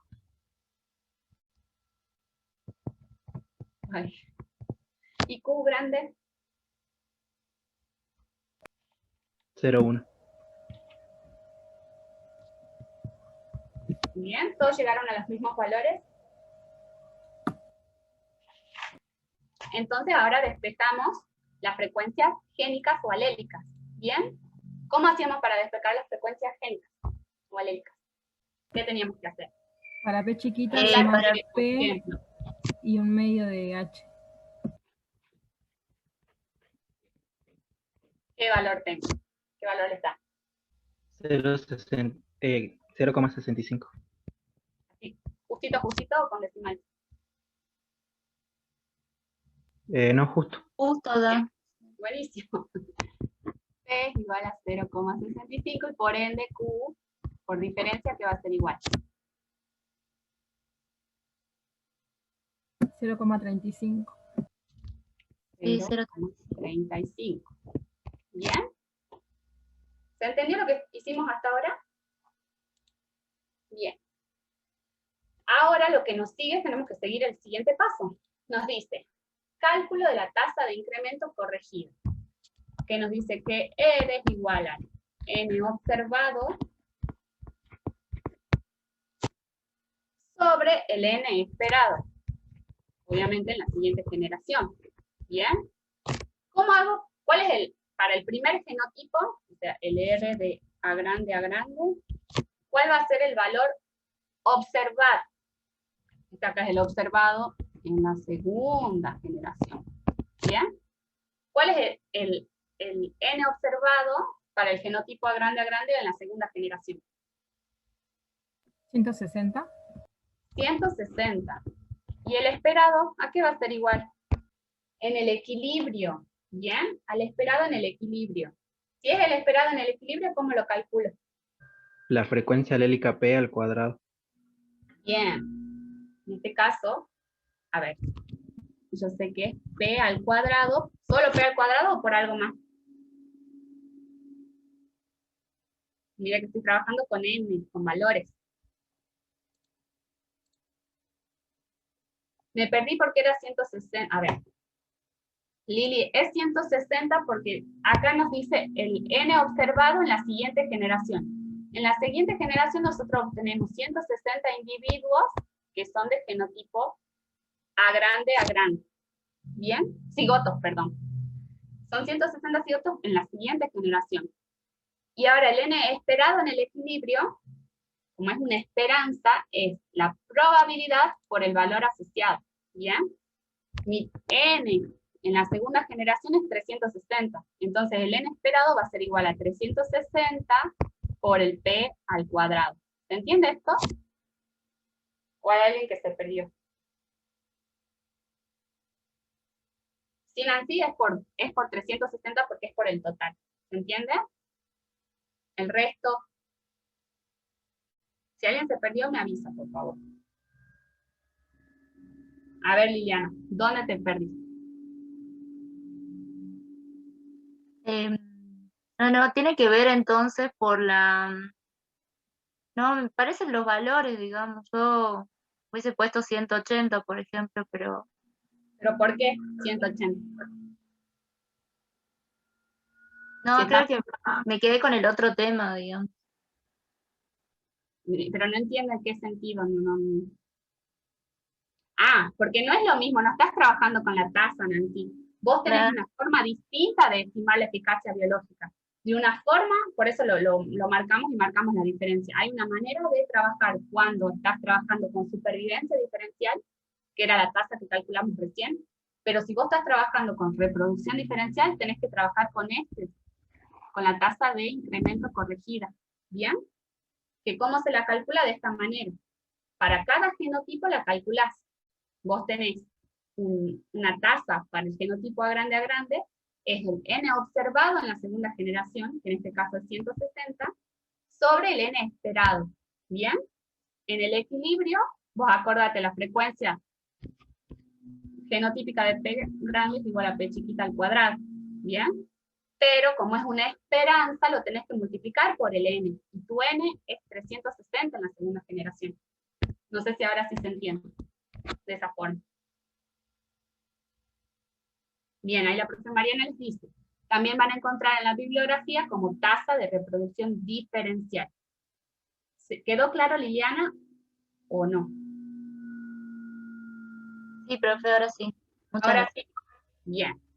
¿Qué valor les da el R para el genotipo A grande?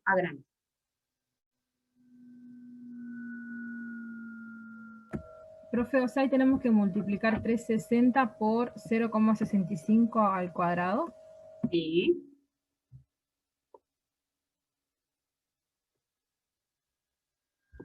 $152,1. ¿El total? O El divisor. Ah, bien. ¿Y el cociente? 1,05 el cociente. Bien, 1,05. ¿Se animan a calcular el R de los demás genotipos?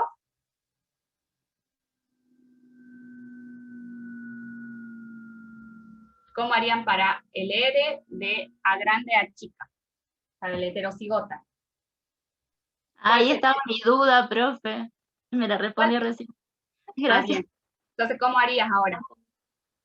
Claro, ahora sería 180 sobre 360 Bien. por H al cuadrado. No, H era 2PQ. Bien, perfecto. Ya me estaba asustando. Liliana. No pasa nada, profe. Así como vos decís. ¿Bien? Van calculando la tasa de incremento para el genotipo heterocigota y para el homocigoto recesivo. 1,09 puede ser que dé. El resto. Y el último. ¿Lo pueden calcular? ¿Saben cómo calcularlo? ¿Cómo lo calcularían al último?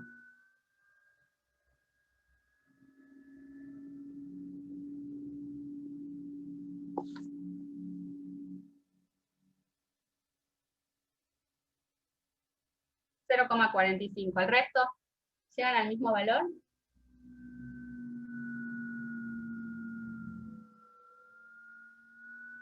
$0,45. ¿Bien? Entonces estos son nuestros valores de la tasa de incremento corregida. Estos valores van a ser igual a la eficacia biológica absoluta. ¿Cuál es el genotipo que tiene mayor eficacia biológica absoluta? Siempre tenemos que identificar al que tiene mayor eficacia biológica absoluta. ¿Por qué? Porque identificándolo a él vamos a poder después contrastar o comparar con los demás para calcular la eficacia biológica relativa. ¿Bien? ¿Cuál es el que tiene mayor eficacia biológica absoluta entonces? El heterocigoto es el que tiene mayor eficacia biológica absoluta. ¿Bien? Vamos a pasar a la próxima diapositiva para seguir con los pasos para calcular la eficacia biológica. Bueno, yo recién borré, pero ¿cuál era el valor? Ay, se me va. Ahí está. Vamos a dibujar. ¿Cuál era el que tenía mayor valor de eficacia biológica absoluta y cuál era el valor? Era el heterocigota y tenía un valor de 1,09. Bien. Entonces ahora tengo que calcular la eficacia biológica relativa para cada uno de los genotipos.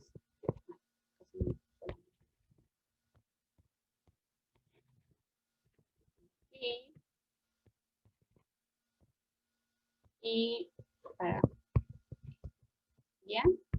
Entonces tenía que comparar, hacer el cociente entre el que había obtenido. Si ustedes recuerdan, la tasa que había obtenido para el homocigota dominante era 1,05. Hago el cociente con el de mayor valor, el valor de eficacia biológica absoluta. Y me dicen qué valor les da.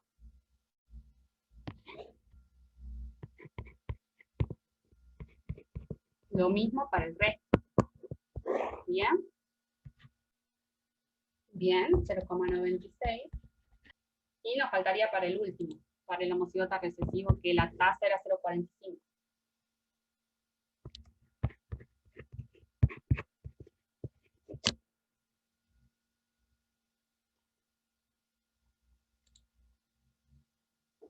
$0,41. ¿Bien?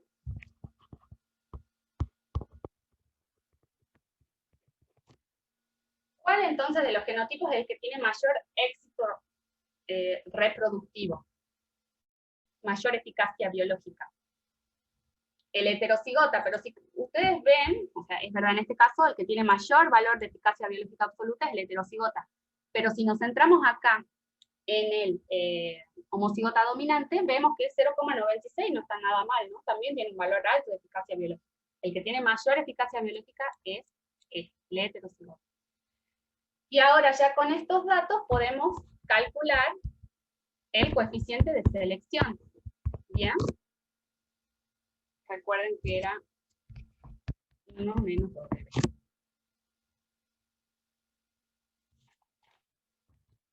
Eficacia relativa no absoluta. Bien, nos van diciendo qué valores les da. 0,04, 0,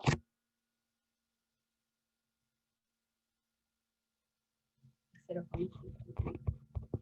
Entonces, ahora lo que vimos, o sea, vimos la otra forma que tenemos de estimar la eficacia biológica, pero a través de la tasa de incremento corregida. Bien, ¿qué es lo que pasa? ¿Cómo estimábamos la eficacia biológica? Cuando la selección actuaba por la reproducción diferencial. ¿Se ¿Profe? entendió esto? ¿Sí? Tengo una consulta. El tema de la nomenclatura para diferenciar eficacia biológica absoluta de la relativa. La absoluta es con mayúscula, por eso la intentaba hacer así más chuequita. Ah. Perdón, porque mi letra es la fea, pero la absoluta es con mayúscula y la relativa con minúscula. Bueno, profe, gracias. ¿Bien? ¿Alguna duda hasta aquí? Vimos que había métodos de estimar la eficacia biológica. Lo podíamos hacer con desvíos del equilibrio Hardy-Weinberg, pero ¿cuál era el inconveniente en ese caso? ¿Cuál era el inconveniente si nosotros tratábamos de estimar la eficacia biológica a través de desvíos del equilibrio Hardy-Weinberg? ¿No lo recuerdan? Que esos desvíos pueden estar ocasionados por otros factores. Perfecto. ¿Bien? Entonces, esa es una forma, pero tenemos esa desventaja. Y después podemos calcularla dependiendo si la selección está actuando sobre la supervivencia diferencial, calculábamos la tasa de supervivencia, y si lo hacía a través de la reproducción diferencial, la calculábamos a través de la tasa de incremento y seguíamos todos los pasos que detallamos. ¿Bien? El coeficiente de selección. ¿Cómo se interpreta el coeficiente de selección? ¿Cómo lo interpretarías vos, Lili? ¿Qué es lo que entendiste? Si es la reducción en la eficacia biológica, lo habíamos definido al coeficiente de selección. Si el coeficiente de selección es 0, ¿qué te parece a vos? Es como que está relacionado con la eficacia biológica. Si es menor el coeficiente, mayor eficacia biológica. Se relaciona en primer lugar, ¿bien? El que tiene mayor eficacia biológica absoluta tiene un valor de, o sea,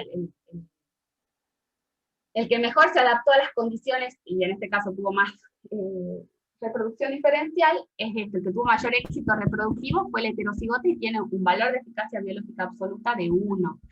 Por ende, la selección lo favoreció, y por eso no actuó sobre él, un 0 de coeficiente de selección. ¿Bien? Bien, profe. Entiendo. ¿Seguimos? ¿Ese indica la reducción de qué? Lo habíamos dado en la definición del coeficiente. Es una reducción proporcional en la eficacia y la reproducción diferencial, pero comparándolo, así como la eficacia biológica absoluta, vos lo comparás con los otros fenotipos que fueron más favorecidos, en este caso también comparas, es la reducción en esa eficacia biológica, comparándolo con los otros fenotipos. ¿Bien? Recién lo definimos al principio de la clase. ¿Bien? Bien. Lo comparas esa reducción en la eficacia biológica con los demás genotipos, que fueron favorecidos en este caso. ¿Bien? ¿Podemos seguir? Sí, profe. Bien. Bueno, vamos a seguir entonces. ¿Quién se anima a leer este ejercicio? Yo, profe. Bueno. Si una población no posee variantes alélicas, es decir, que es monomórfica, todos los individuos tendrán iguales posibilidades de éxito reproductivo. Y en estas condiciones no habrá evolución por selección natural, ya que no se cumple uno de los postulados. ¿Cuál de ellos? Bien. Nosotros habíamos hablado que para que la selección natural actúe, se tenían que dar 3 condiciones. ¿Cuáles eran esas 3 condiciones y cuál no se está cumpliendo en este caso?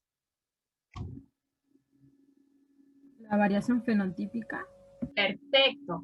Habíamos dicho que era necesario que exista variación fenotípica entre los individuos de esa población. ¿Bien? Si es monomórfica, si tengo un solo alelo, no tengo variación y por ende la selección natural no puede actuar. ¿Bien? ¿Cuáles eran las otras 2 condiciones? Eficacia biológica. Bien. Y que la variación sea heredable. Bien. Era. Pero no los tienen así, ¿no? Por eficacia biológica, no. ¿Qué de la eficacia biológica? ¿Qué tiene que pasar con esa eficacia biológica? Tiene que estar asociada a esa variación. ¿Bien? Y por último, que esa variación sea heredable. ¿Bien? Entonces, tiene que haber variación en la población, variación fenotípica. Esa variación fenotípica tiene que estar asociado ya sea a la supervivencia o a la reproducción diferencial, y esa variación tiene que ser heredada. ¿Se entendió? ¿O no se entendió? Sí, profe. Bueno, pasamos al otro ejercicio. Capaz, chicos, que los tenga 10 minutitos más. Bien, discúlpense que no es algo lindo, pero capaz que los tengo un ratito más. Nos dice el ejercicio 5, en la naturaleza la selección actúa sobre los fenotipos y nunca de manera directa sobre los genotipos, por lo que afectará a los 3 genotipos posibles. Si nosotros tenemos un gen con 2 alelos, A1, A2, podemos tener 3 genotipos posibles. ¿Bien? Dependiendo de la relación de dominancia entre los alelos. Si yo tengo 3 genotipos, sí, 3 genotipos posibles. ¿Cuántos fenotipos posibles tengo? 2. 2 dependiendo de qué. Porque dice que hay relación de dominancia. Ah, no, Bien, dice entonces, dependiendo de la relación. Ah. voy a tener 2 fenotipos y tengo qué relación de dominancia. Completa. Completa. Si tengo dominancia completa voy a tener 2 fenotipos, pero si no tengo dominancia completa, si tengo sobredominancia, si tengo dominancia incompleta, codominancia, ¿cuántos fenotipos posibles voy a tener? 3. 3. Bien, acá lo que nos dice el ejercicio es, considere los siguientes valores de fitness, o el fitness es igual a la eficacia biológica absoluta, ¿bien? De las 3 clases genotípicas en 5 poblaciones, ¿bien? Tenemos 5 poblaciones, y de cada una de ellas tenemos los valores de eficacia biológica absoluta para cada genotipo, ¿bien? Y nos dice, identifiquen cada caso el tipo de selección en relación con el grado de dominancia de los alelos. ¿Qué va a ser lo primero que vamos a identificar? El grado de dominancia de los alelos, para poder analizar este ejercicio. En la primera población, miren, ¿no? Tanto el homocigota, que tiene los alelos A1, como el heterocigota, tiene el mismo valor de eficacia biológica. ¿Bien? Y el homocigota, que tiene los alelos A2, tiene un valor, ¿le está favoreciendo la selección o está actuando en contra de la selección? ¿A qué genotipo está favoreciendo la selección? Recuerden que el valor de eficacia biológica absoluta de una es el que tenía mayor éxito. O sea, ¿a quién está favoreciendo? ¿A qué genotipo? A los 2 primeros. A los 2 primeros está favoreciendo y con la misma intensidad, mire, es 1. Los 2 tienen la misma eficacia biológica. Y está actuando en contra del segundo, del que tiene el genotipo A2A2. ¿Bien? Entonces, ¿qué relación de dominancia puedo estar identificando ahí? Si los 2 primeros genotipos... Bien, en este caso entonces podemos hablar de una dominancia completa. ¿Bien? Entonces, la selección, ¿a quién estará efectuando? ¿En contra de quién estará actuando? En contra del alelo recesivo A2. ¿Bien? Y vamos a hablar de alelo recesivo porque yo ya identifiqué que hay dominancia completa. ¿Bien? ¿Se entiende esto o no? Esa es la forma que tenemos que trabajar. A ver, yo creo que acá puse... Creo que puse un cuadrito para poder escribir un poco más. Igual está, está feo. Entonces habíamos dicho que en el primer caso la relación de dominancia entre los alelos es de dominancia completa. Y la selección está actuando en contra del alelo recesivo A2. ¿Qué les parece a ustedes? ¿Cuál va a ser el destino de las variantes alélicas? En el tiempo, ¿qué va a pasar? ¿Qué alelo va a aumentar su frecuencia y qué alelo la va a disminuir? Aumenta el dominante y disminuye el recesivo. Bien, pero más que dominante, bueno, en este caso, ¿cuál sería el alelo dominante? No, el A1. A1, el alelo dominante va a aumentar su frecuencia y el alelo A2 la va a disminuir. ¿Bien? ¿Perder en el tiempo? En el tiempo, sí. Profe, Inclusive con el, ¿sí? ¿volvemos a hablar de tiempos de millones de años? No, acá estamos hablando, ya, recuerden que igual al delta de Q ya vamos a ver que tienen la forma de calcularlo, pero esto de millones de años, eso lo veíamos con las tasas de mutaciones. Lleva una determinada cantidad de generaciones, pero no es así como en el caso de la mutación, que las tasas de mutación son muy bajas. ¿Bien? Con el tiempo va a incrementar la frecuencia de A1 y va a disminuir la 2. Incluso, luego de muchas generaciones, se puede llegar a perder este alelo A2. ¿Bien? ¿Se entiende esto? La forma en que tenemos que trabajar. ¿O no se entiende? Me lo dicen si no. Vemos cómo lo procesamos. ¿Se entiende? ¿Podemos seguir con la población 2? Y ustedes me van a decir qué pasa con la población 2. ¿Cómo es el valor de eficacia biológica de los tres genotipos? Iguales. Entonces, si tengo la misma eficacia biológica para los tres genotipos, ¿está actuando la selección? Recuerden que la selección era no está actuando porque es reproducción y supervivencia diferencial. En este caso no está actuando. Entonces acá tengo ausencia de selección. ¿Bien? Puede ser que sea monomórfico o bien que el locus no esté relacionado con el éxito reproductivo. ¿Se me van a modificar las variantes alélicas?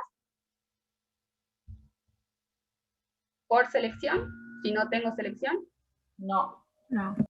No se modifica. Ahora pasamos acá. A ver el chat. No, se me llama. Ahora, en la población 3, observamos los valores de eficacia biológica absoluta de los tres genotipos. ¿Bien? En este caso, ¿cuál tiene mayor eficacia biológica absoluta? El A2. El A2 es el que tiene mayor eficacia biológica absoluta. ¿Bien? Pero ojo, acá quiero aclarar una cosa. Dominancia completa del alelo A2. Si el alelo A2 fuera el que dominara, el que fuera el dominante, ¿no tendría que tener el mismo valor de eficacia biológica que el heterocigota? ¿Lili? Entonces hay codominancia, profe. No. Sino que hay dominancia completa, pero la selección está actuando favoreciendo a quién. O está actuando en contra de qué alelo la selección. Del A1. Que es el dominante, porque miren, el homocigota y el heterocigota tienen el mismo valor de eficacia biológica absoluta. ¿Bien? Y la selección está actuando en contra de ese alelo. Y es dominancia completa, ¿por qué? Porque actúa de los dos con la misma intensidad. Entonces, este tipo de selección es en contra del alelo dominante A1. ¿Se entendió, Lili? ¿Se entendió todo? ¿Se entendieron? Sí, profe, ahora sí. Ahora sí. ¿Bien? O sea, es el mismo que el primer ejemplo, pero ahora en vez de ir en contra con el recesivo, va en contra del dominante. Perfecto. ¿Bien? ¿Se entendió? Entonces, ¿cuál va a ser el destino de las variantes alélicas? Ahora, ¿quién va a incrementar? ¿Cuál frecuencia alélica? No, está actuando en contra de quién, la selección. ¿En contra de A1 o en contra de A2? De A1. Entonces, si está actuando en contra de A1, ¿va a disminuir o va a aumentar su frecuencia? Disminuye. Va a disminuir. A1 disminuye. Y la de A2 incrementa. ¿Bien? ¿Se entiende cómo se tiene que trabajar con este cuadrito? Sí, profe. ¿Se animan a hacerlo solo? ¿Al resto? ¿O no?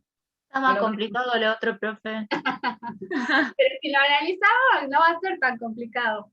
Bien, analicemos la población 4. Bien. ¿Cuál es el genotipo que tiene mayor eficacia biológica en este caso? El primero. A1. A1. ¿Qué pasa con el heterocigota? ¿A qué es el valor de eficacia? ¿A qué es igual? A 1 menos un medio del coeficiente de selección. Y el del genotipo A2, a 1 menos S. Acá ya me tiene que llamar la atención, porque no está teniendo la misma intensidad de selección en el heterocigota. Y miren, justito es la mitad de la intensidad de selección. Entonces, ¿qué puede estar pasando ahí? Bueno, Agustina, nos vemos. Así que se tiene que ir. Es 1 menos un medio, miren la eficacia. ¿Qué puede estar pasando? Y acá, dominancia incompleta, bien, puede ser dominancia incompleta, o que la selección está actuando pero sin dominancia, ¿bien? No hay una relación de dominancia entre el alelo A1 y A2. Por eso actúa con distinta intensidad, ¿bien? Entonces este es sin dominancia. Y aquí O sea, sigue habiendo selección. ¿Cómo? O sea, sigue habiendo selección, pero sin dominancia. Claro, porque mira, no hay dominancia completa, ¿bien? Capaz que puede ser dominancia incompleta, puede ser eso, pero no hay, o sea, vos lo ves acá en la intensidad del heterocigota, tiene la mitad de la presión de selección, ¿bien?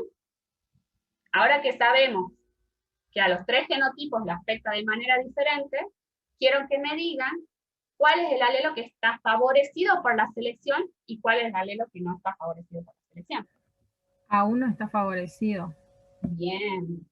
Los 3 genotipos van a tener una eficacia biológica distinta, pero el alelo que se ve favorecido es A1. Y si está favorecido, ¿qué va a pasar con la frecuencia de ese alelo en el tiempo? Aumenta. Y A2, Disminuye. pero con tiempos distintos a los casos que veíamos, como cuando había dominancia completa. ¿Bien? Porque recuerden que es distinta la intensidad de la selección. No sé si se llega a entender o no. O sea, En no va a este llevar... ¿Cómo? En este caso se necesitaría un mayor tiempo. Y sí, porque no estás actuando, o sea, porque está actuando en 3 fenotipos con distinta intensidad. En el otro, vos acordate que tenías 2 genotipos que tenías un alelo favorecido y en el otro, en que lo desfavorecido, cuando teníamos casos de dominancia completa. ¿Bien?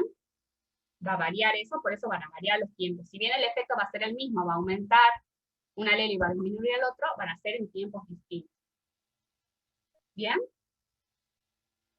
Profe, ¿y la selección siempre actúa a favor o en contra de un alelo? ¿O también puede ser, por ejemplo, que actúe a favor de los homocigotas o en contra de los heterocigotas?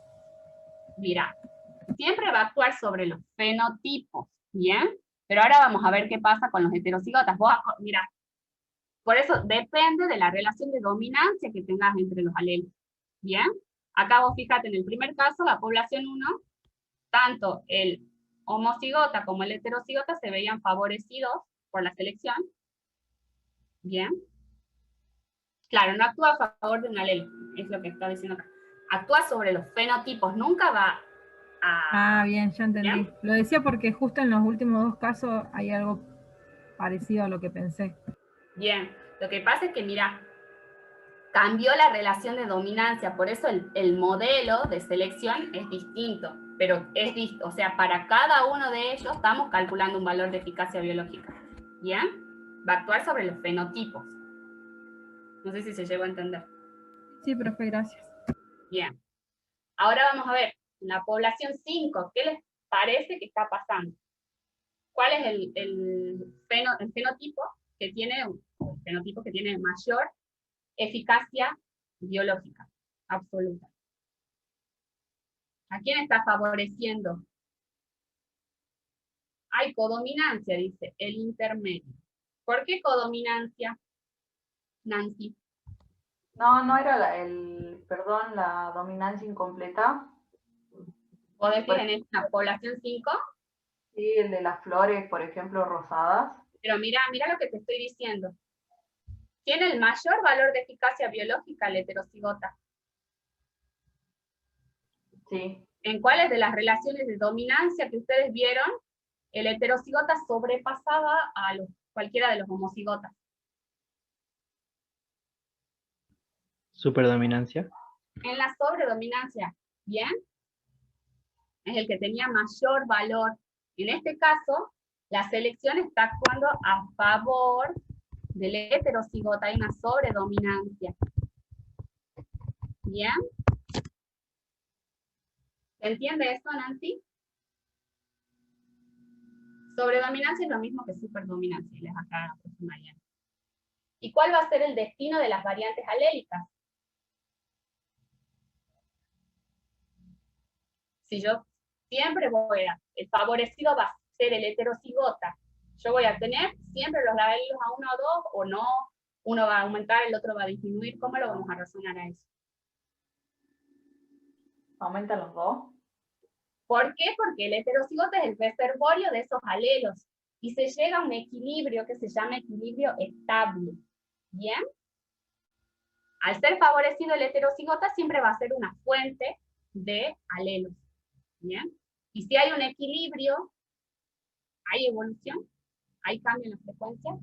No. Bien, se llega a un equilibrio. Ya ahí después le puse una diapositiva para que lo analicen al ejemplo que vieron en el trabajo práctico de extensión del análisis mendeliano de la malaria y de...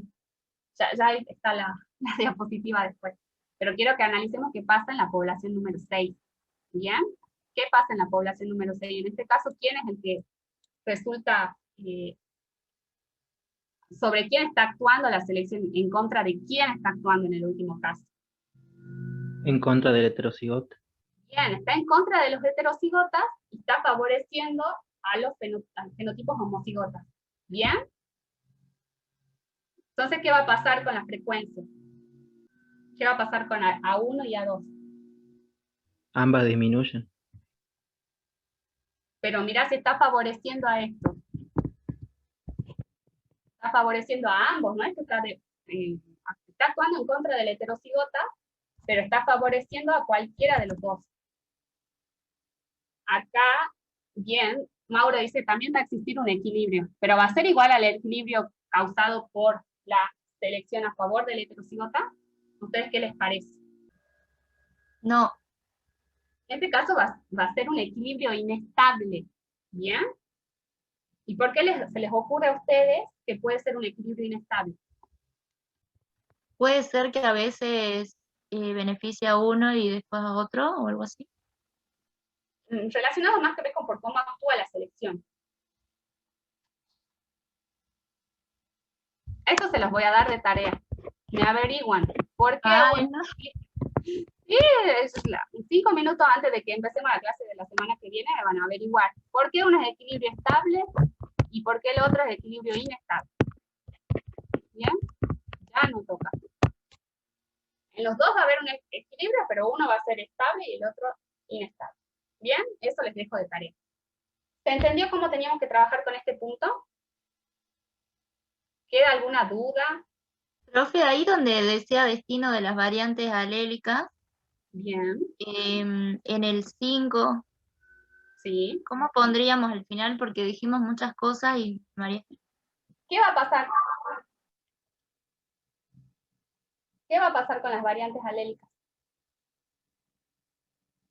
Va a haber un equilibrio con los dos alelos presentes. ¿Bien? Siempre van a estar presentes los dos alelos. Entonces el destino de las variantes va a ser ese, que van a estar presentes siempre. El heterocigota es como un reservorio de esos alelos que en las generaciones va a estar proveyendo, si se quiere, de esos alelos. Ponemos entonces que no es que aumenta o disminuya, sino que siempre van a estar presentes ambos. Claro. Es un equilibrio con los dos alelos presentes.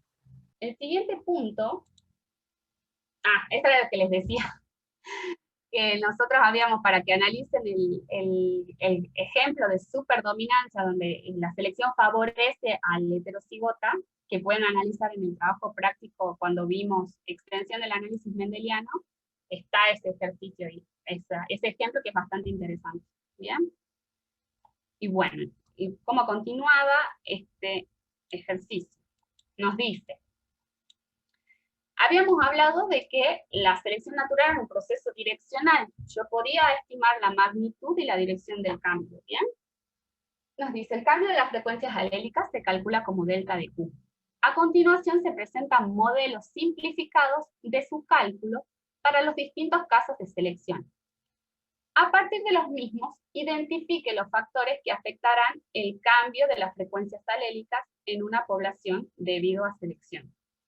¿Bien? Y acá vemos las fórmulas y nos asustamos y decimos, ay no, ¿cómo voy a hacer? Ya la profe Mariana les aclaro, no les vamos a pedir fórmulas, pero sí necesitamos que ustedes analicen qué factores están en la fórmula y de qué manera están afectando cada uno de ellos. Observen, nosotros recién con el cuadro anterior habíamos visto que había distintos tipos de selección. En función del tipo de selección, va a haber un modelo matemático que me permita calcular el delta de Q. ¿Bien? Entonces ahí vamos viendo los distintos tipos de selección. En contra de un rasgo dominante, en contra de un rasgo recesivo, en contra de un rasgo sin dominancia, en contra de ambos homocigotas, en contra del heterocigoto. Pero yo quiero que ustedes observen las fórmulas y que me digan cuáles son los factores o de qué depende ese delta de Q en el caso de la selección. ¿De qué va a depender? ¿Qué observo en la fórmula? ¿Qué variables se analizan? Miren, en todas las fórmulas tengo S, tengo Q, tengo P. ¿Qué era P y Q? Ya los perdí, ya se fueron a merendar todos. ¿Qué eran el P y el Q? Las frecuencias alélicas. Eran frecuencias alélicas. Ya se fueron. Eran las frecuencias alélicas. ¿Bien? ¿Y el S qué es? El coeficiente de selección. El coeficiente de selección. Entonces vemos que en el delta de Q están implicados las frecuencias alélicas, está implicado el coeficiente de selección, pero ¿qué más está implicado? Demora en reacción del cerebro. Ay, sí. A mí también.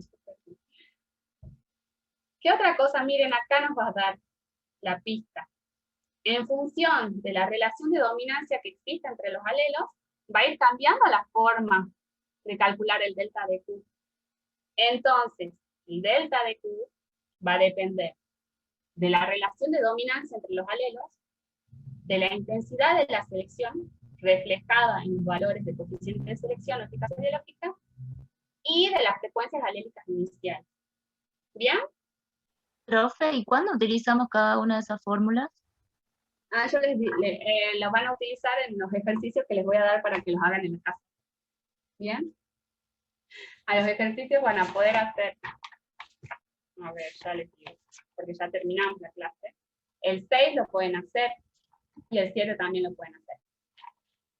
Vamos a terminar, que nos quedarían los ejercicios 8, 9 y 10, los vamos a hacer la clase que viene. ¿Bien? ¿Alguna duda hasta aquí? Ya les explico por qué. Nosotros venimos estudiando genes codificados, caracteres codificados por un solo gen. En la clase que viene lo que vamos a hacer, vamos a estudiar aquellas, vamos a ver el modo en que se trabaja cuando tenemos caracteres que están codificados por muchos genes. ¿Bien? Y eso hace referencia a la selección que se ve en los ejercicios que les digo que vamos a dejar para la clase que viene. ¿Bien? Ahí. Ya veo el chat. El punto D, profe, también el D se los dejo para ustedes, para que piensen, y los vemos la clase que viene. Razones acerca de las consecuencias sobre la variabilidad, frecuencias alélicas dentro de la población. Obviamente, Liliana, que va a ir variando en función al tipo de selección que vos estés trabajando. ¿Bien?